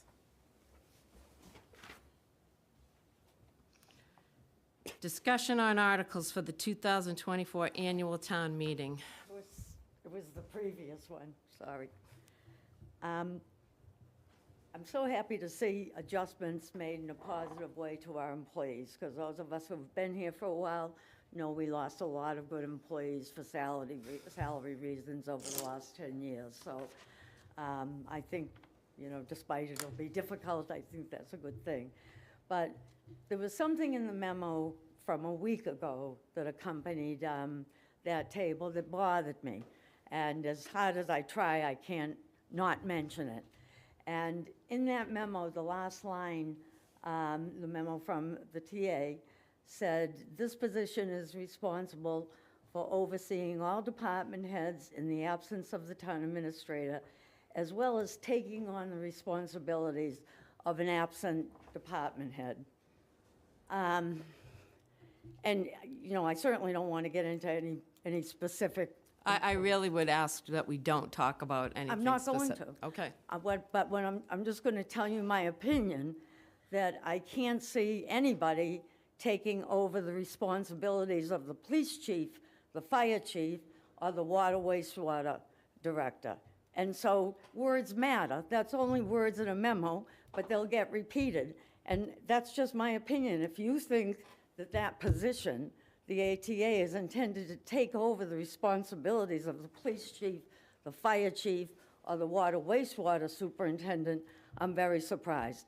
The lower position, the ones lower, I shouldn't say lower positions, the ones that are compensated at a lower level, I can understand that. But I just wanted to say that I think that's a not true statement. Thank you. Thank you. So back to the discussion on articles for the 2024 annual town meeting.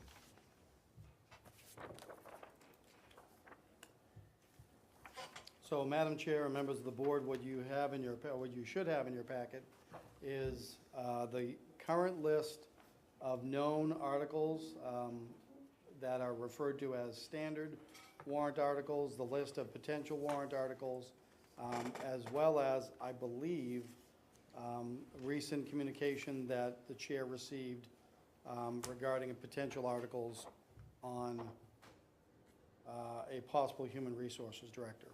So you've had conversation in meetings past about the, if I may say, the size of the warrant, things that can be combined, things that may not be combined.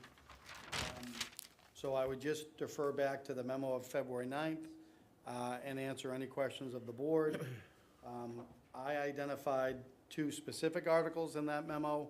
I think, and it's helpful to have some of the folks that are here tonight, probably one of the most we could have a discussion on is potentially a water infrastructure investment fund, or a WIF, because I think that will help the town greatly as we go forward in our watershed management plan and future construction phases.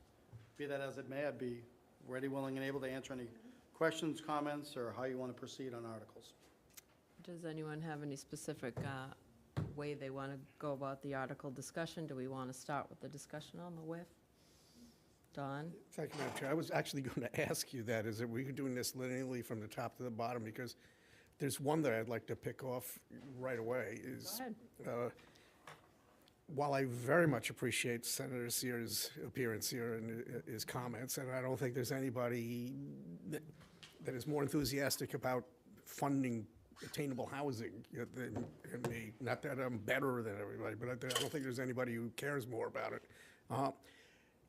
Before we start talking about a tax on people who have a house that's worth $1 million in an environment where the inflation has driven up the average cost of a house in this town to about 2/3 of that, I think we need to be really careful and have a public discussion about this, because it's not something I really feel that we just throw on a town meeting warrant and see how they feel. Well, we could have time to do that in the fall if we're going to. That's what I'm suggesting. I think it's like premature. The public really should be engaged in this discussion because it affects anybody that's going to want to sell a house.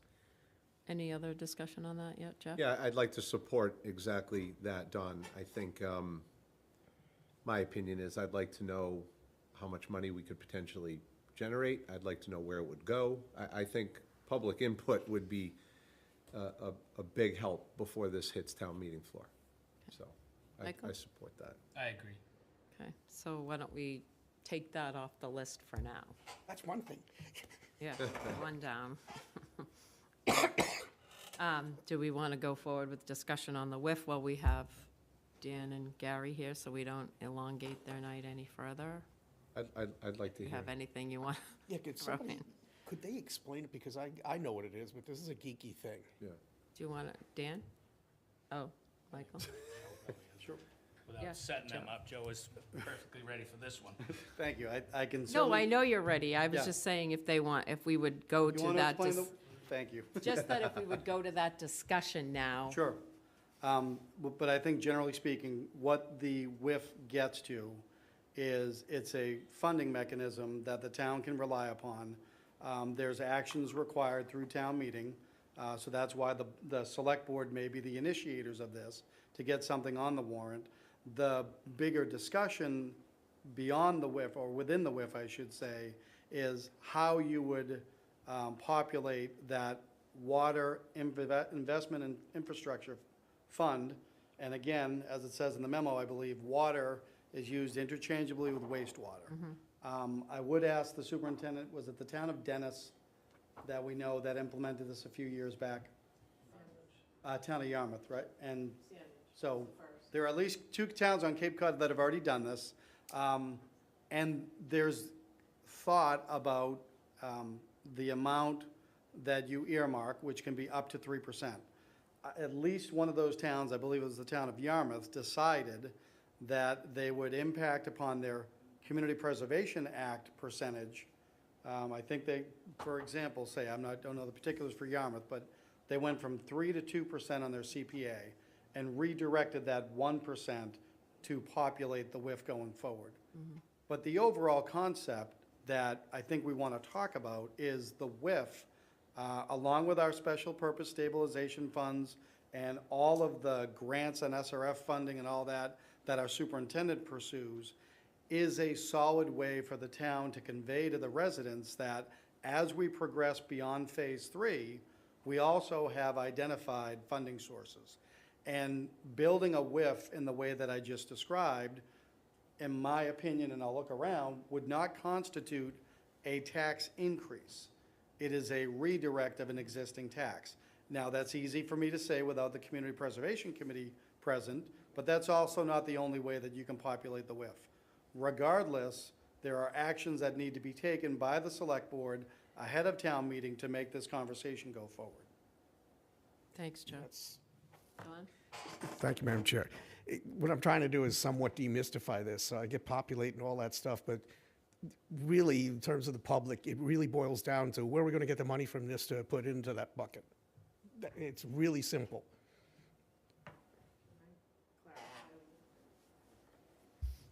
Just from my experience in Sandwich, they were the first one who did it. So what it is, it's CPA is a surcharge on tax. It's a percentage. WIF is done the exact same manner. So it is a surcharge. So you can adjust the percentages of surcharge. I think Sandwich did, they went from 3 to 2 to CPA and 2 for WIF. So there was a 1% increase. You know, obviously that's their town, their choice. But that was how the allocation was, and then the funds are they're designated in the fund, recorded in the same manner as you do the CPA fund. It's very, very similar.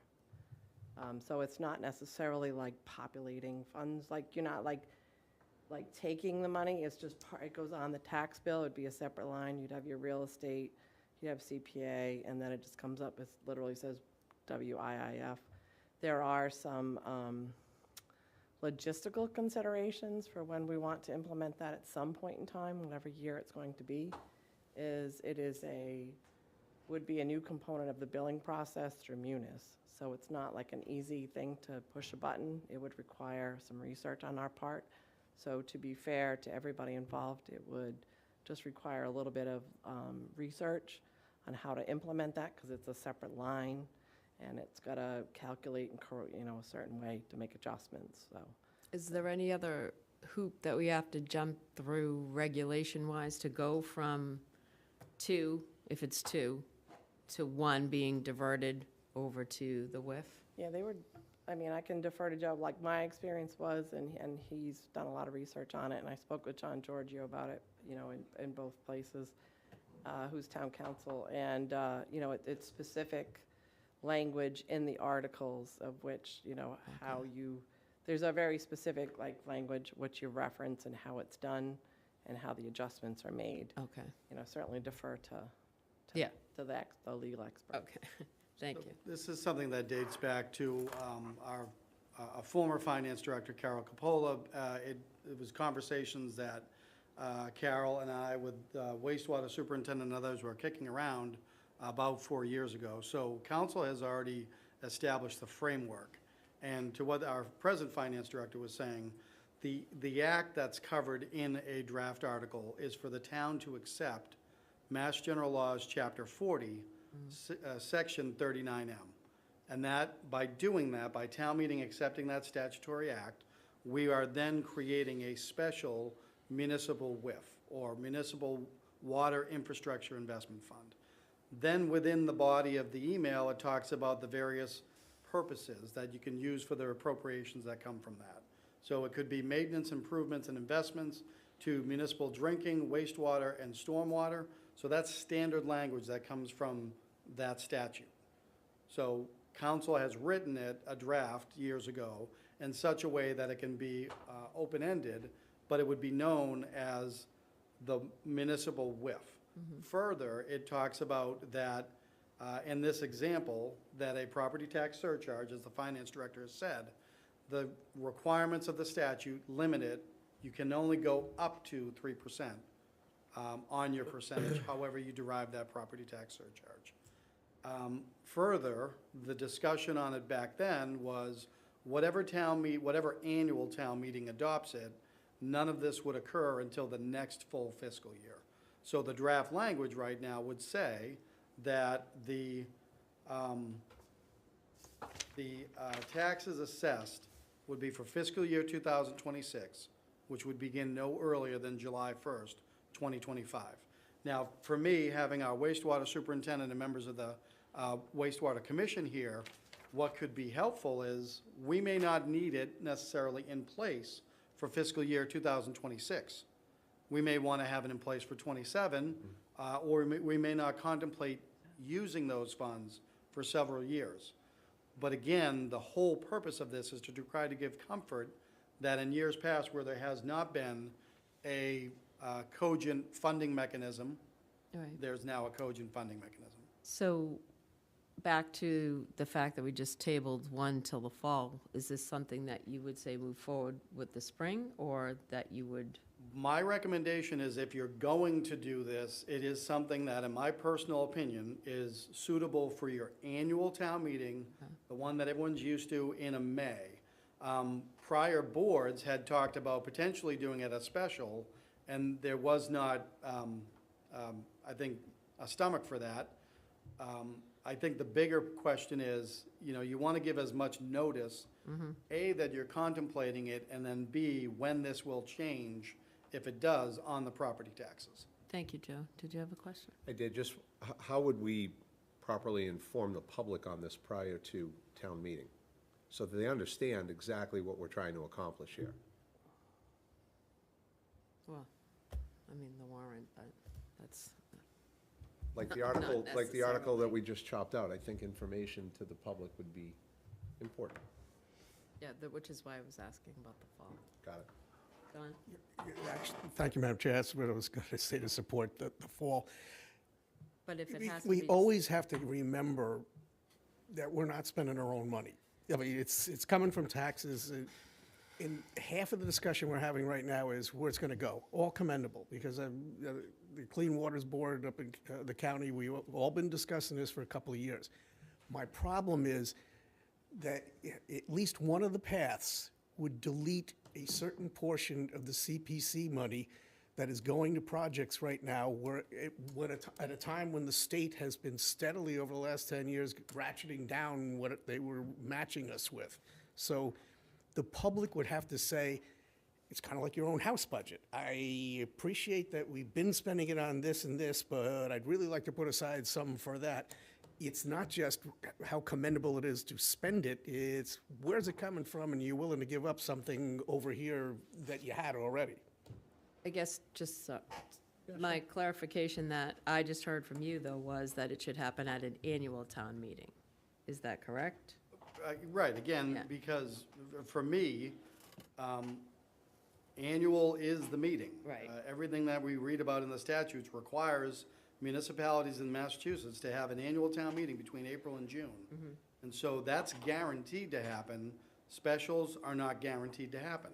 Furthermore, I would offer that, in my professional opinion, you do the big things at your annual town meeting. Understood. Again, if I may, the percentage is up to 3%. Where it comes from, it would be the select board deciding how to tax the public. So it is a policy decision, it is a political decision, no doubt, if you want to take that from CPA or other funds, or if you want to create a new property tax surcharge. And further, you can determine the start date. Thank you, Joe. Michael? I think it's the responsible thing to do, and this isn't a new conversation. The only question I really have is, do we have to decide, to form the WIF, do we have to decide what the funding source is gonna be at the same time? Or can we do another town meeting to then try and look at CPA funds? Last conversation we had about this was related to land bank debt dropping off, and then they're having an ability, at least, without raising CPC tax, because maybe if we passed the millionaire tax a little while ago, we could have funded it with that. But can we do this and get the WIF set up without dedicating a funding source to get it done? I don't believe so, but I can double check with council. Again, everything that I've read that the state has available talks about, one, you must accept that statute to allow you to create this fund. Further, you identify the uses for those funds. Third, you identify the source that the funds are going to be derived from. And fourth, you say when it's going to start. So those appear to be the four elements of that article. I can run it by council again to ask that, if we could do, for lack of a better phrase, a two-step. It'd be great to run it by council. I think it would also be great to run it through CPC and let them have an opportunity to speak about it, and the water wastewater superintendent. If we can get that done and there's some sort of consensus, I would agree with the annual. If we're not gonna get that done and don't have that support, I think we wait. So at this point, that's an article that requires further discussion. Might as well move to, I guess my other question on the petition articles, those are the only ones that we could move along in this, because unless anyone has another article they want to talk about prior to the petition articles. Michael? We did discuss combining 17 through 31, and it would probably be something else that we would want to talk to CPC about, but I know a past chair has supported that, is combining the CPC articles into one article, similar to what we did with capital items last year, and it seemed to go very well at town meeting. So if I understood Dave Nixon correctly, I don't think they wanted to combine them. But I can follow up on that. Madam Chair, if I could fill in some of the blanks. Yeah, thank you. I think it was your meeting 2 weeks ago where the concept came up. Members were talking about that. In the interim, the CPC chair and recording secretary confirmed that the committee does not desire combination.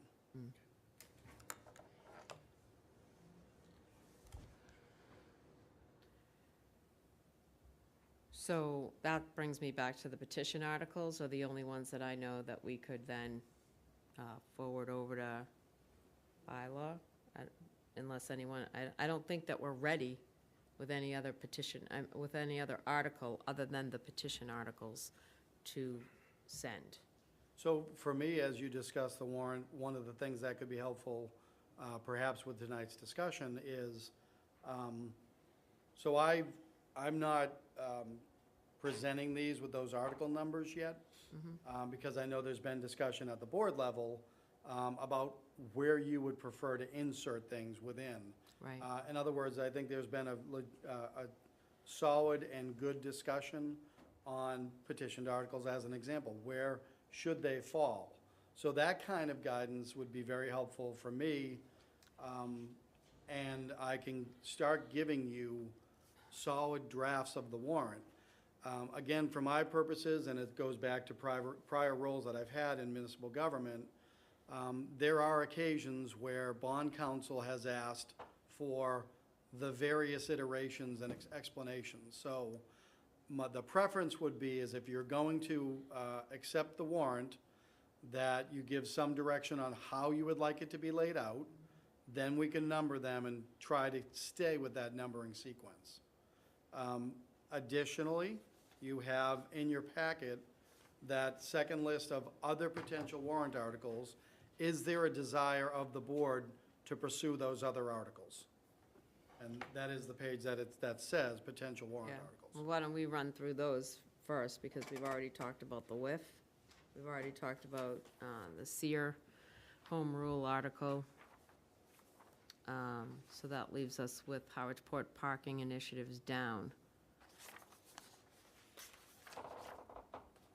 And remind me on the Howardsport parking initiative, I know we've had great, So if I may, Madam Chair, the Discussions. background on these articles is discussions that either the board has had over the course of Right. the year, or in most cases, department heads were interested in seeing if such articles could go forward. So with regard to Harwichport Parking Initiative, that goes back to the various discussions that you've had about Harwichport itself. However, it could also tie into the electric vehicle charging station construction concept, because that is the contemplated location of one. right, But it would really be, if you want to dive deeper in these, I can reach back out to the potential sponsors of these articles, although sponsor is probably not the right word, because we would look for the board to adopt these as articles that you would insert into the warrant. So Harwichport Parking Initiatives was born out of the community engagement forum that we had on that, and if there was anything to follow up that required an article at town meeting. Some of these are also articles to allow for funding separate from the operating budget. Now, you've heard me say since I presented the budget discussion on February 5th, I don't know that there's a lot of money to go around in the short term, and I don't know that that could happen, but it is a board discussion for follow-up. well, if it ties into the vehicle charging thing, I think we all should follow up, because my understanding on the EV charging stations is it takes some time Correct. to get that approved. So maybe that's something, again, we could table for this. I mean, that's up to the board, but if it's going to take a lengthy amount of time to permit that and get it approved, really. I mean, first you got to get it approved through Eversource, so maybe we could go back to see where we are in that process and whether or not it's even necessary this year. Correct. Anybody else have any comment on that one? The EV charging or parking? Don, do you have any? Only to add that Madam Chair and I met with the Energy Committee quite a while ago. They're really advocating this, but I think the timeline you're suggesting is probably correct. So those two, maybe we could table till we had more info. Madam Chair? Yes? The only one in that list, I mean, given the limited amount of conversation that we've had on all of these, and given the length of the warrant already, would be repurpose 2023 annual town meeting Article 31. I think that one we should put in. That the heavy lifting's gonna fall on somebody else on that one. And the rest of this is something I think we get more information, and personally think we get more information on and bring back in the fall. I do, as we continue this conversation, there's a couple warrant articles I know you and I have talked about that I'd like to introduce. And it's not new to this board, it's not on the list. So Yeah. there's a few I'd like to add if we could. So why don't we talk about those next week? Why don't you email me those so we can talk about those? I think we could talk about them next week, If you don't mind, I'd like to get them on the table tonight, and I won't talk long. but they're not on our, can we talk about them if they're not on our list? Based on the agenda item, I think I we're guess we covered. could. Can't take any action on what you can mention. All right, go ahead, talk about them. One is let's get the first one, sewer protection, the sewer assistance program, SAP. And that's something that we talked about at length with the Board of Health. And I believe the water commissioners have had this as a thought on their line item budget for a while. And the discussion was to put $100,000 into a sewer assistance program, and the Board of Assessors would manage for the Board of Health the financial criteria on that. My suggestion is, and it would be by consent of the board, to go back to the water commissioners, water wastewater commissioners, and get their blessing, but because they have that as a line item in their budget, would be to take and use that $100,000 for a sewer assistance program and write said article. Any comments? Can't really comment. Just I know, well, you put it can on there. say, good idea.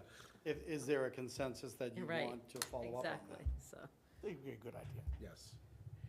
so why don't we, And given that that was a draft, I would argue that because we're having an article discussion tonight, it's reasonably assumed that we could bring up articles. But I'll defer to the chair to make that ruling, but I'm fine with it. I So- think Dawn is not fine with it, but you can go ahead and talk about it. it's an Attorney General rule, it's reasonably anticipated. The next would be an article for town meeting for this year to do something with the $1.5 million and $1 we got for the lot on Queen Anne Road. And my suggestion to the board would certainly be to put that back into land and not capital items. But we have a $7.7 million tax problem right now.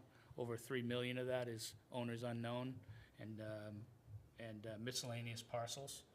We have $420,000, which I'm still waiting for an explanation on the $80,000 and where it went, in an account, which isn't gonna touch our problem. So I would like to see the $1.5 million we got from the sale of land put into a fund to continue the research on owners unknown and not land of low value, miscellaneous parcels. So I'd like to have a conversation and a board vote to create that article. And it would be great if we did it next week to give administration time to put it together. What's your last one? Last one was real estate and open space. Last week voted to support the sale of 3 lots on Queen Anne Road, commercial lots on Queen Anne Road. I think we were all sent their report. If not, I know the front office has it, but I'd like to get an article, permission from town meeting to sell those lots for the same purpose, or anything else that comes into our discussion next week when we discuss them. So those are the lots that were deemed open space by previous town meetings? I believe, my sense is, yeah, the action would be to ask town meeting to allow the select board to sell the parcels rather than keep it as open space. Right. Roughly speaking, does that sound accurate? Yeah, Yeah. So I've already started that conversation Okay. with council. It would be that all 3 come as articles, correct? 3 different articles? Correct. Yep. so those are 3 additional articles. I think we knocked out most of the other ones on our potential. I'm sorry, I need to jump ahead, but I'm still doing some research on the money from the Queen Anne Road sale, but based on my assumption, I'd confirm it with town council. But sale of land can only be used for something that the town would borrow for 5 or more years.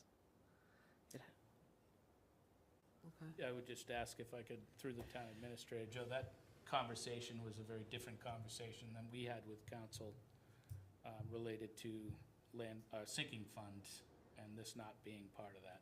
So I would ask you to get a hold of town council on the 1.5. Certainly, I can follow up with that information. Yep.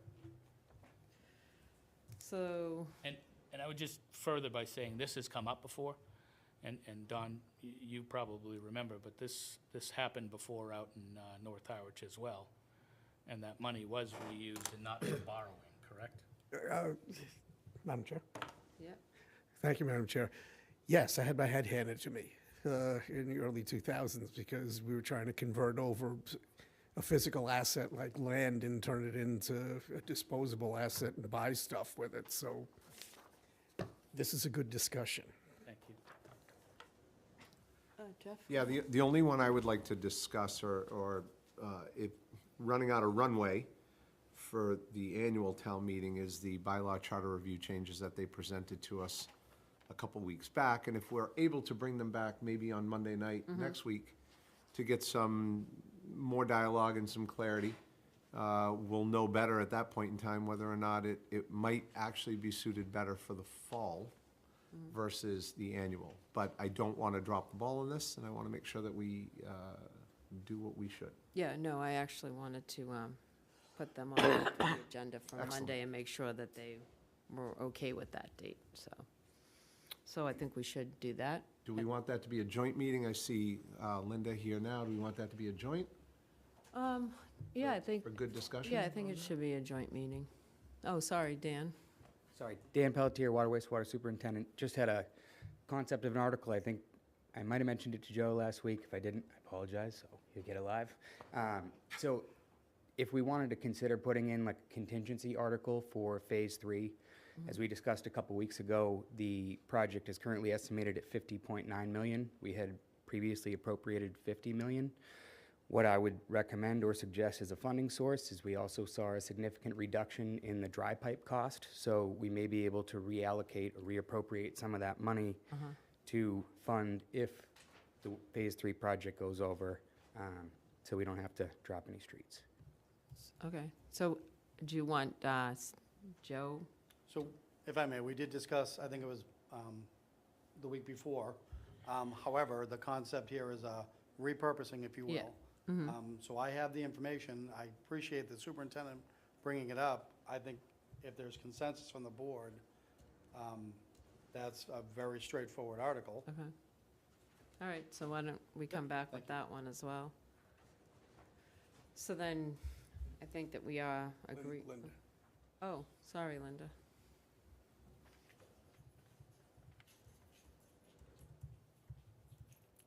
Thank you, Madam Chair. Linda Sabula, Chair of the Bylaw Charter Review Committee. So you would like us to be here Monday night, Yes, joint meeting, yes, so I can post that? yes. Okay. Yep. And we will come ready to discuss. Right. Thank you. Thanks, Jeff. You're welcome. Thank you. Anything else you want to talk about on articles? Because we didn't hit on a couple of these other ones, the short-term rental tracking system on the potential warrant articles, the town newsletter, and the bylaw, which would have to wait till the fall, because we would need public hearings, so. And if I may, Madam Chair, just by way of background, some of those topics, again, came out of ongoing discussions with various folks and the board. Those are topics that did not fit into anyone's operating budget. Again, if they did, they would be enhancement of services, because it's an expansion of programs. So what's contemplated with those is they would be standalone appropriating articles to support those programs. So a short-term rental tracking system would need an appropriation. Town newsletter would need appropriation unless there's a willingness to put it into an existing department. And again, enhancement of services. Just one last question, and I'm probably going to regret asking this, but I'm used to that kind of thing. I believe I saw enhancement, I believe I saw the Human Resource Director as an enhancement of service somewhere. Administration. Okay. So do we want that to be an enhancement of service, or should that be a budgeted ask at town meeting? That is a great policy discussion for the board to take up. It's So one of the so budgets I'm you'll not be talking regretting about on this. Saturday. I'm not regretting this now. There you go. Okay. Answer is depends. Well, yeah, I think we talk about it more on Sat. Yeah. Okay. Just don't want to forget that one. So I guess the other question is, do we have any feeling on how to divvy up the petition articles? I mean, not that we have to decide that tonight, but you are looking for direction, yeah? Thank you, Madam Chair. While I absolutely adamantly support the right of anybody to come to town meeting and bring something forward, because that's an age-old right that everybody has, these have been more or less being discussed when the room's got about 150 people in it, maybe. And it would be better off if we want to get the sense of the town and its total support when you've got like, what, 11,400 voters, something like that? Oh, wow, I missed the 300 who moved in. So if you're talking about that many people, the idea is to have this discussion with as many people in front of you as possible, which would mean earlier in the meeting, somewhere around, right after the budget, just to make sure that the room is full of interested parties and not just only interested in just this. So just to make sure I understand you correctly, you're saying put all of them after the budget? Somewhere around there. So you don't think we should break them up at all? I'm just asking. Like a few after the budget, a few in the middle? The concern, Mr. McCaskill's brought this up before, and I actually agree with him, that the concern is, do you really want to wag the tail and have the dog move? I mean, it's ultimately about making sure that the public wants to make these changes, because some of these are pretty profound. I mean, they have property rights involved with them and things that people might want to do, might not want to do, and I don't want to have them find out in the newspaper the next day that maybe 100 and something people told them you can't do that anymore.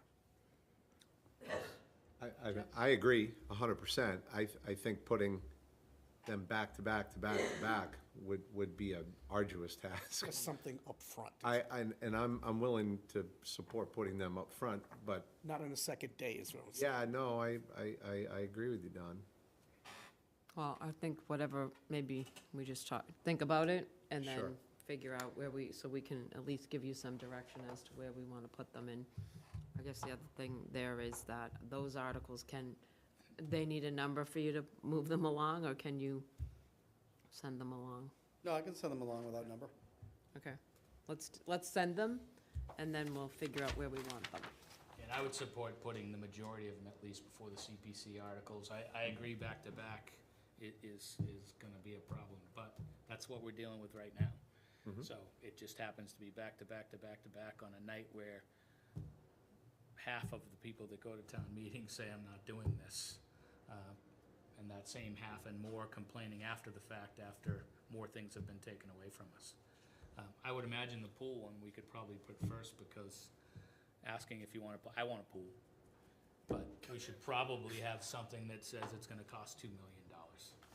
So, and employees, so the idea of support on that, but to Don's point, they have the right to ask for it, but I don't see how responsible we or the law is being in not putting a number there, but I certainly think we should have it at the beginning of the beginning of the warrant.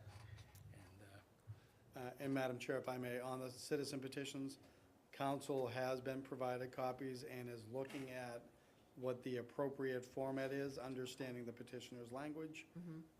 Again, we have very limited ability to change it for them, but we do have an obligation to have language that comports with. So once we have that, we'll be giving those back to the lead petitioners, as well as distributing as appropriate for other committees. Okay. Thank you. Linda? Linda Sabula, Harwichport. If you're going to contemplate a pool, then I would suggest it's not the construction that's the issue. It's the yearly operating costs. Not contemplating it. Well, I just wanted to make that comment. Petition article. I know, but Carolyn and I, remember years ago? Carolyn. We went to, yes, do I have to say community center director? Can I say Carolyn? We went. Okay. The lesser employee over there. She just said I could call her that. A number of years ago, we went through a bunch of calculations, and it was the thing that made people's jaw drops was the annual operating expense. The electricity that had to be running this pool to keep it constantly going, because you can't shut it on and off. You get the frowny face on that. The costs of lifeguards. I mean, I'm sure both of us could probably dig that up if anybody was interested, but it was an enormous addition to operating costs. So it's not just just so the public understands, it's not just the concept of building a pool. It's now every single year you have $2-3 million worth of expenses. That's huge. Look forward to you on town meeting floor. Perfect Yeah. town meeting. It's a floor petition narrative. article. It's not ours. Is that a challenge? Nope, I agree with you. Don't tell Let me anyone. write this down. So I think we've exhausted the article discussion. Discussion on pickleball fees. Want to defer to me on that one? I do. All right, I asked this to be brought forward, and it was well over a year that the consensus of the board was to have the rec director address the pickleball fees and the use of 204 Sisson Road. So I will say that this conversation for me is only about 204 Sisson Road. Currently, and I'll only use the high tier rate on pickleball, currently they are charged $75, and 204 Sisson Road gets $20. Only one time during the day that they use it do they have an employee go open 204 Sisson Road and close it. The other times, I believe it's done by a pickleball person. And my suggestion to the board, after a lengthy town meeting and a lengthy building up to town meeting and as many critics as we had, and our promise to the public that we would do what we could to try and to cover some of the costs of that building. And given rec's limited involvement in this, and it is not a rec building, it was not built for the same purpose that the community center was built, and we did make promises would be to reverse that math, and for the board to take 2/3 of the sign-up fee and give rec the 1/3, to show the public that we are being responsible with that building. I believe it was Selectman Handler that said it was $1.65 a visit for those using the building the maximum amount of times. There's no way at $20 a person that we're even coming close to covering the costs of opening and closing that building. A further agenda item will be what the actual costs are for that building, and then who's gonna manage it. Because I do not remember granting authority to give that gym to rec, and us not to look at programs and give the public what we told them we would at town meeting. So my request to the board is to take the larger percentage of that and not change the pickleball rates to the public, because it was advertised, they signed up, they paid. But the math should be divided the exact opposite.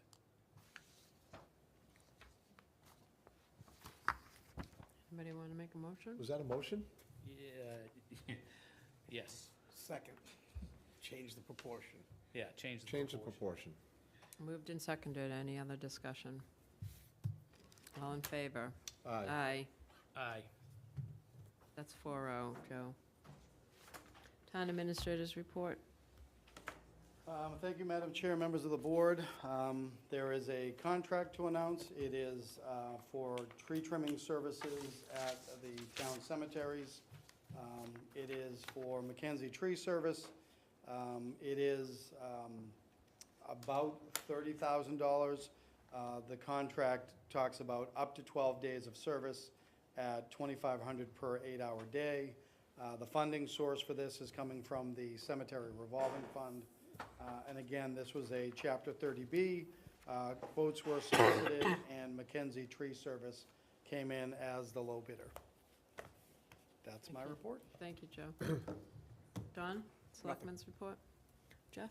Yeah, I only have one. I want to just say congratulations to our varsity boys basketball and varsity girls ice hockey teams qualifying for the state tournament, as well as our cheer team on advancing to the South Regional competition.